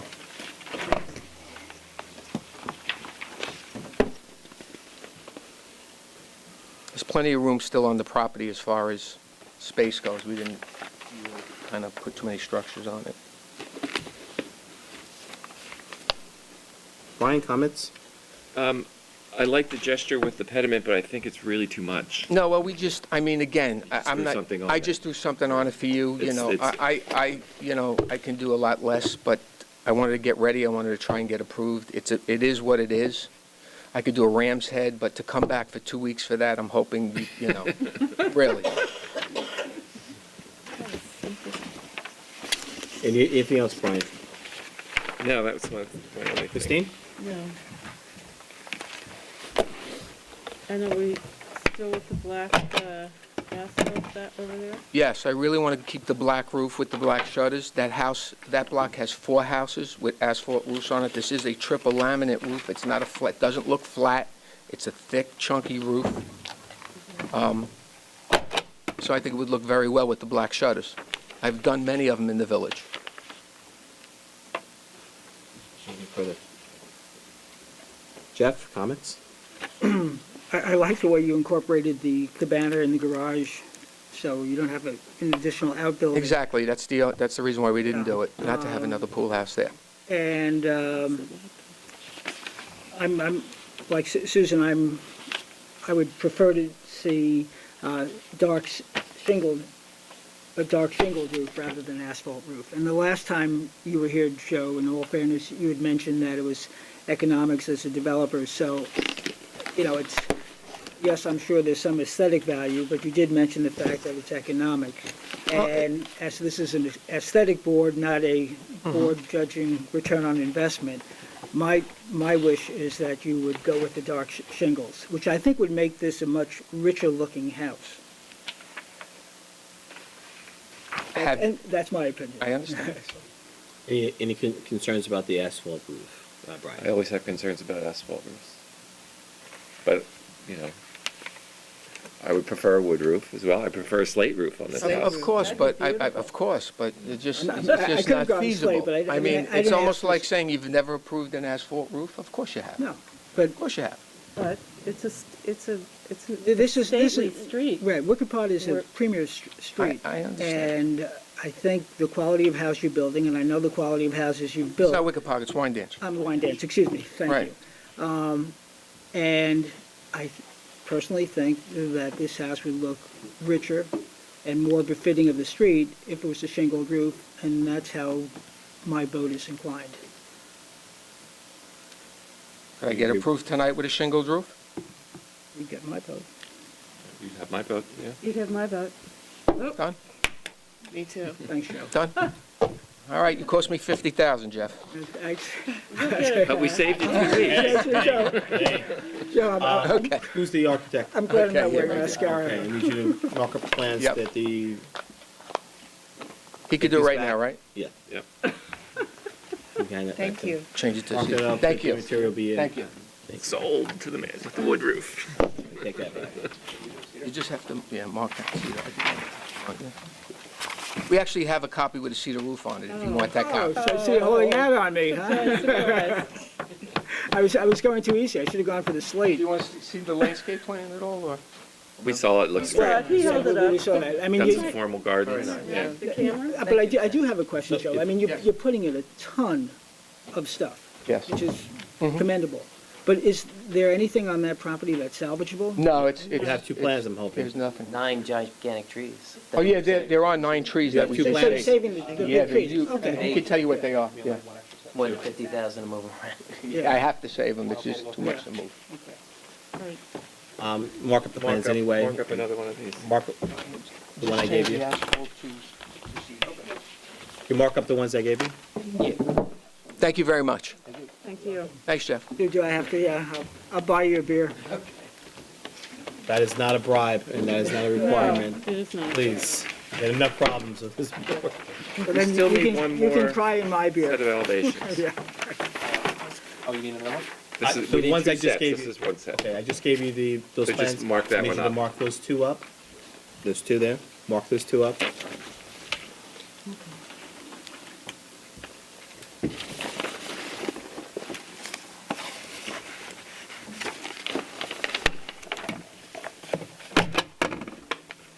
Any public comments on the application?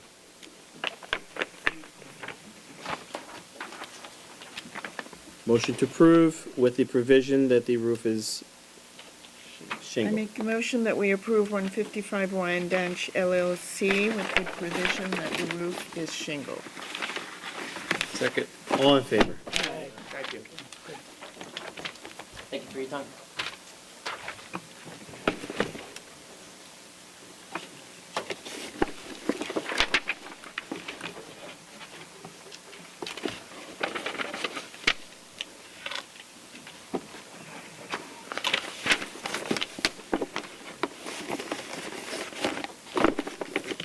Are you adjourned? While we're waiting, the next application, the applicant's requested that this application be adjourned until our next meeting. Motion to approve applicant's request to adjourn until our next meeting. I make a motion that we approve the applicant 71 Flying Point Road LLC request to adjourn to our next meeting. Second. All in favor? Aye. Next application, please. Pablo Calderini. Good evening, I'm the architect for Mr. Calderini, Val Florio.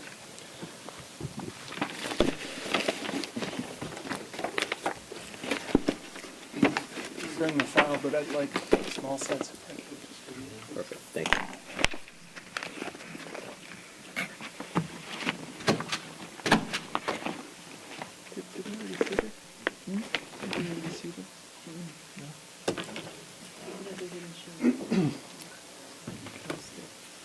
So we're proposing two-story family dwelling. This is 44 Christopher Street, facing north. This map represents all the adjoining adjacent properties within 200 feet. This is south. This is Gin Lane back here. And what I've done is comparatively looked at each and every home within the neighborhood to make sure that the scale seemed appropriate for this site. Interesting.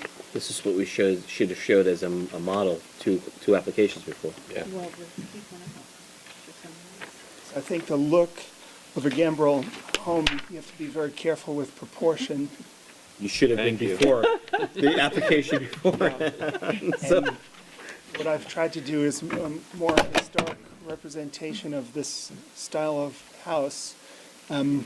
Proportion is not whimsical.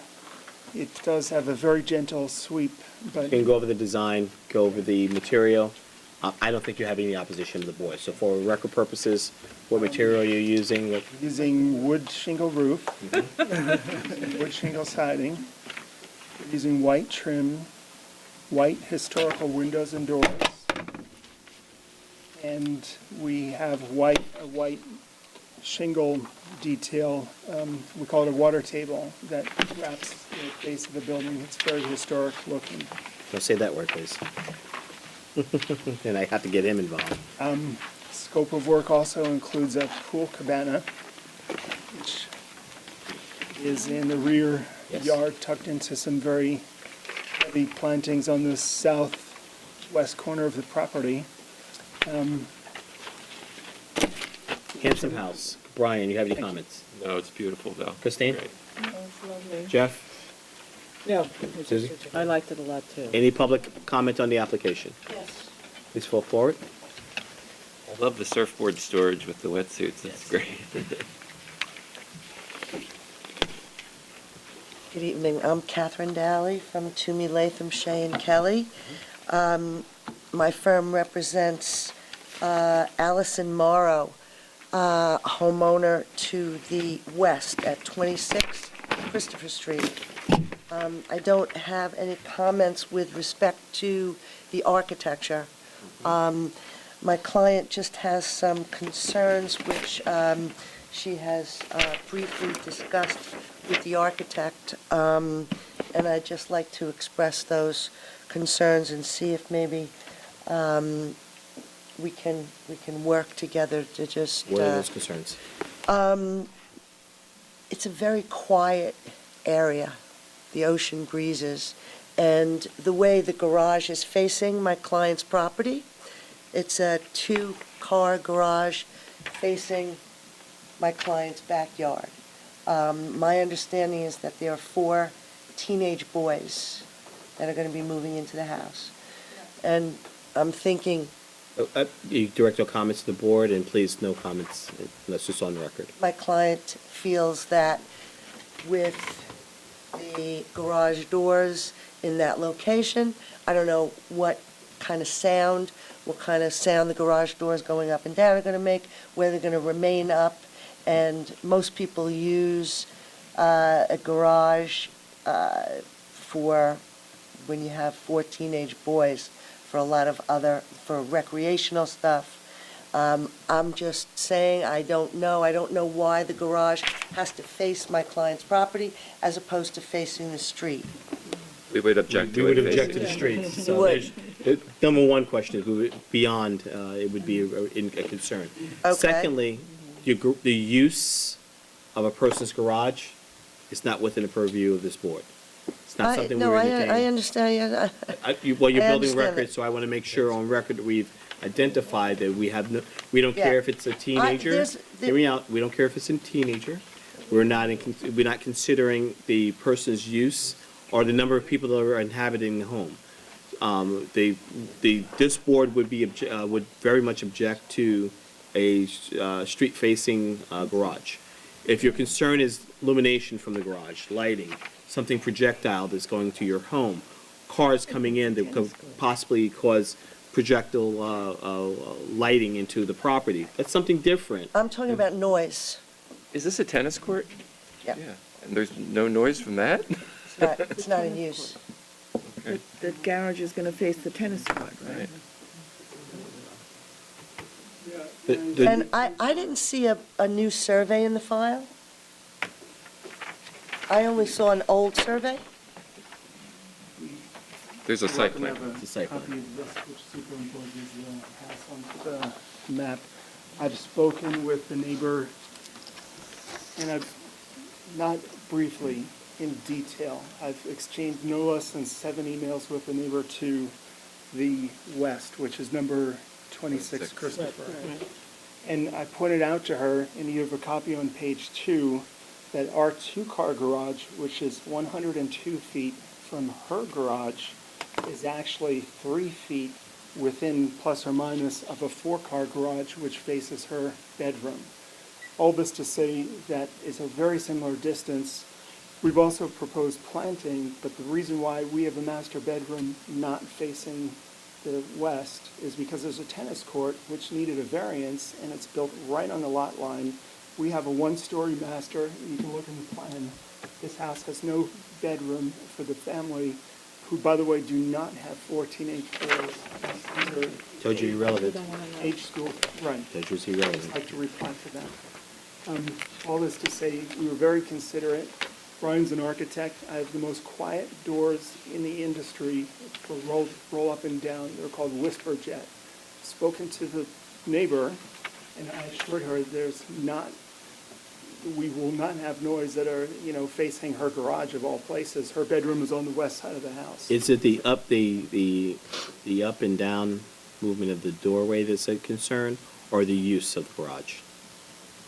Well, both, but the use of the garage is not within your purview, so. Nor is the up and down Well, movement of the door. No, Yeah. I'm, all right. The concerns we would have, just so you understand, the concerns that this board would entertain are privacy concerns. So if you're saying, for example, if it's a second-story deck and they're looming over your property and they're looking at your backyard. Right. That would be a concern. Right. That was Is- one of my questions because I looked at the village file and I didn't see this in there. So I don't know when this was added. And it looked like, from what I saw, there might be a roof deck. And I don't, is there going to be a roof deck? No, it was a flat, as I mentioned in a previous meeting, the HERS rating requirement that we have at least 10 kilowatt solar panels on the roof. The center section of this house, if you'd like to pull out the plans, does have a flat section for roof, for solar panels, which cannot be seen on the slope section. So deliberately, we have this flat area that we can comply with the code. At the same time, we don't create an abomination architecturally to the roof. So no roof deck? Trust me, you don't want to see a bunch of solar panels on the side of a house, all right? I don't have a problem with solar panels. I just, Prettiest thing. may I ask a couple of questions of the architect? No, you can ask this board questions about the Okay. application. If you, it sounds like what you have are neighborly concerns. Right. This is not the forum for that. And what is the form for that? That would be contacting the neighbor and saying, hey, what do you think? I'm not trying to be smart or anything. It's just said that a lot of times we have homeowners or neighbors to try to use this forum to resolve neighbor concerns or disputes. We're looking at the architecture, and if you had issues with privacy, if you had concerns about screening, if you had concerns about the elevations in whole, you mentioned about the solar panels, very good question. It was asked and answered. But when we get into other areas which may possibly be, could you put issues about noise in garage, if the tennis court's going to be used, what type of mechanical device, mechanics will be in the pool. I think those are conversations you should have outside of this forum and see if you guys can Okay, I understand. Well taken. I appreciate that. Any other questions, other public comment? Anything further from the board? All right. Motion to approve? Make a motion that we approve the application of Pablo Calderini at 44 Christopher Street. Second. All in favor? Aye. Last application for this evening. Marco and Masami Isiver, is that how you say it? Isiver? Isiver? Yes, yes. I'm Victor Cuneo, the architect. We did have one change, a couple changes that we made from the proposed. Okay, Is that so what you're proposing is different than what we have. Yes, slightly.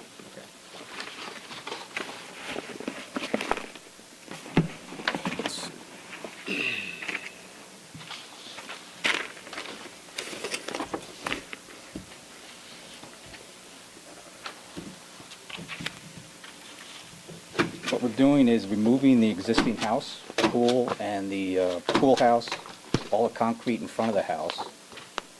And there's a big, large concrete driveway, and it's a 2 curb cuts. And there's a couple brick pillars with a steel railing in the front. We're removing all that and constructing a new house, pool, and pool house. So it's going to be a long house? Yes. All right, so the majority of the mass is going to be at the rear of the house, not on the West Prospect? Yes, we wanted to push it back to allow some parking in the front. We have the garage attached. West Prospect, it's just the nature of the street. The changes we made is we turned the gable roof that was over the garage in the front 90 degrees, so you see the shingles in the front, to kind of soften the look a little bit, instead of seeing just all gable. And on the lower roofs, on the side of the house, the main house, there's 2 short lower roofs. We're proposing to put a metal roof, standing seam roof. on just those lower portions. But you won't see those from the road. No, you won't see those from the road. Do we have pictures of the street? Of No. West Prospect? Yeah. I did include some The photos. of the surrounding original. houses. Seen a lot of things in West Prospect. In Yeah, in it's fact, very- that was one of the things I was gonna ask. It's a street that is changing, and There's some updated. it definitely, in my opinion, I'd like to see a streetscape. There's a couple updated photos. This is just the front elevation, it's a rendering. All right, so, A couple of the neighboring houses. yeah, you probably have 3 neighbors doing construction down there. Yep. It's a busy street.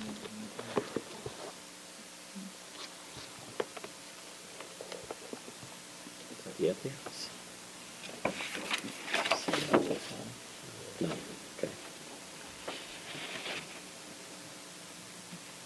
It's going to be a cedar shingle roof, cedar shiplap siding,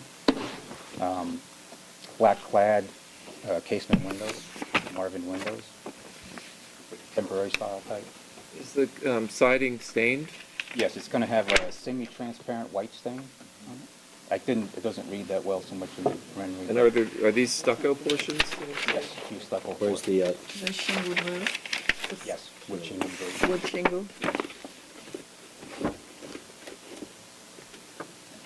It's going to be predominantly white, semi-transparent stained cedar, dark shingle roof. And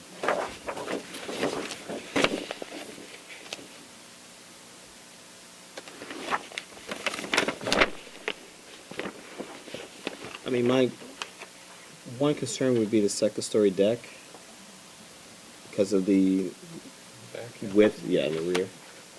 Because of the, I mean, you're only 13 feet from the side yard one way and, 13 and a half. Very narrow lot. What are you doing for screening? Well, the deck, well, just to speak to the deck, it's very small. You can see the size of Step out, I understand. Yeah, it's right in the center. You're still stepping out looking at someone else's. But there's a photograph showing from the second floor out to the backyard. There's currently large, very tall hedges on either side. What is the height? I would say 15, 20 feet, some of them, but we're proposing to put arborvitae on the spots towards closer, from the middle of the property down toward the back of the property to totally screen it.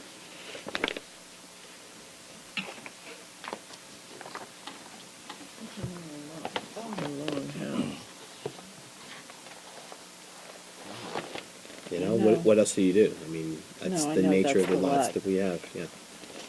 Is there even room to put up? This is the thing, what we've normally typically asked for as a board is that in that accordion style home where you're stretching it out, that you have some deviations in roof pitches and so forth. The applicant has done so.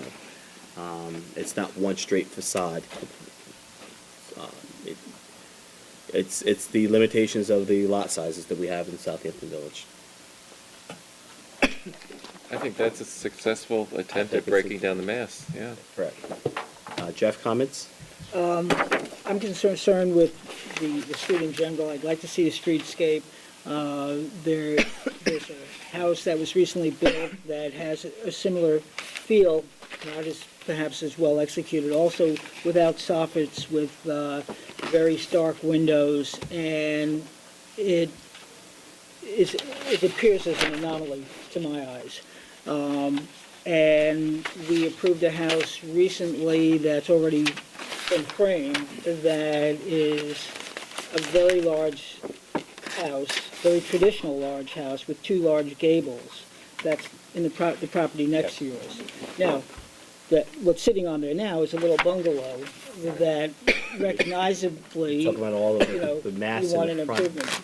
You're talking about all the mass in the front, in comparison to the mass being distributed towards the rear of the property. I agree with you. The 2 front gable, this was also a double-sized lot in comparison to what's being proposed. Yeah, so I'm. The limitations of the lot size.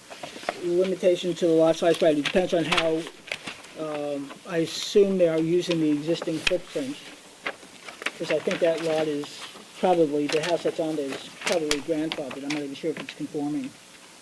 It's a little bit narrow on one side lot. Yeah, it doesn't conform to the current codes, because that's R 12.5.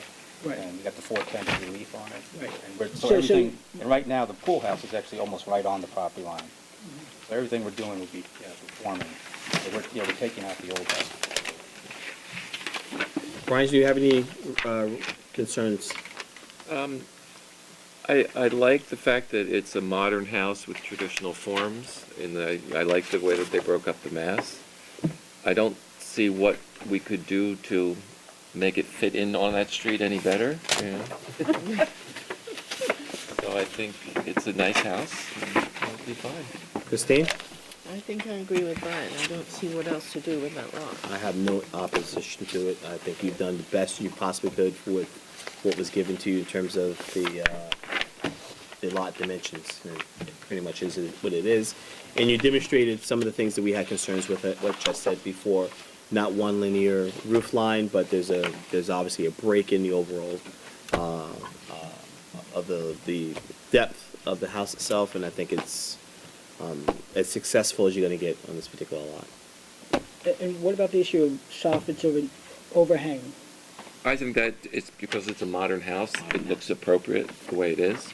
Yes. And even with the black windows, I think it's very I'm having fresh. a hard time picturing it, and maybe it's because of the house that was built Yeah, I know the one a you're few, talking about, right down the a few down to the right, so That's one big white. I don't know how that happened. It really is. Susan, comments? I remember it. I like the design of the house. Like at midnight The one black day. windows give me some pause, but all in all, I wouldn't oppose it, but it just seems like, and the Gonna be metal, the the metal contemporary- roof is they're very always a narrow. problem for me, but everyone else seems to think it's. You don't like metal roofs? I So do much not. energy efficient. It's No, I don't like the mixture. Oh, okay. All right. And there's an outstanding example nearby, but Yeah. anyway, All right, since there's no public, I'm sure there's no discussion, so okay. motion to approve. I make a motion that we approve the application of Marco Amasani Isabel on West Prospect Street. All in favor? Aye. I'll Good say luck. nay. So be it. That was a nay for Jeff. Yeah. What's left over are the minutes from our last meeting, which was January 11th. All board members were present, correct? Anyone have any comments, questions, concerns? Do everyone receive a copy of the minutes? Yes. All right, motion to approve the minutes from the 11th. I make a motion that we approve the minutes from January 11th, 2016. Second. All in favor? Aye. And motion to close this evening's meeting. I make a motion that we close the meeting of the Board of Architecture Review and Historic Preservation on January 25th, 2016. Second. All in favor? Aye. Good night.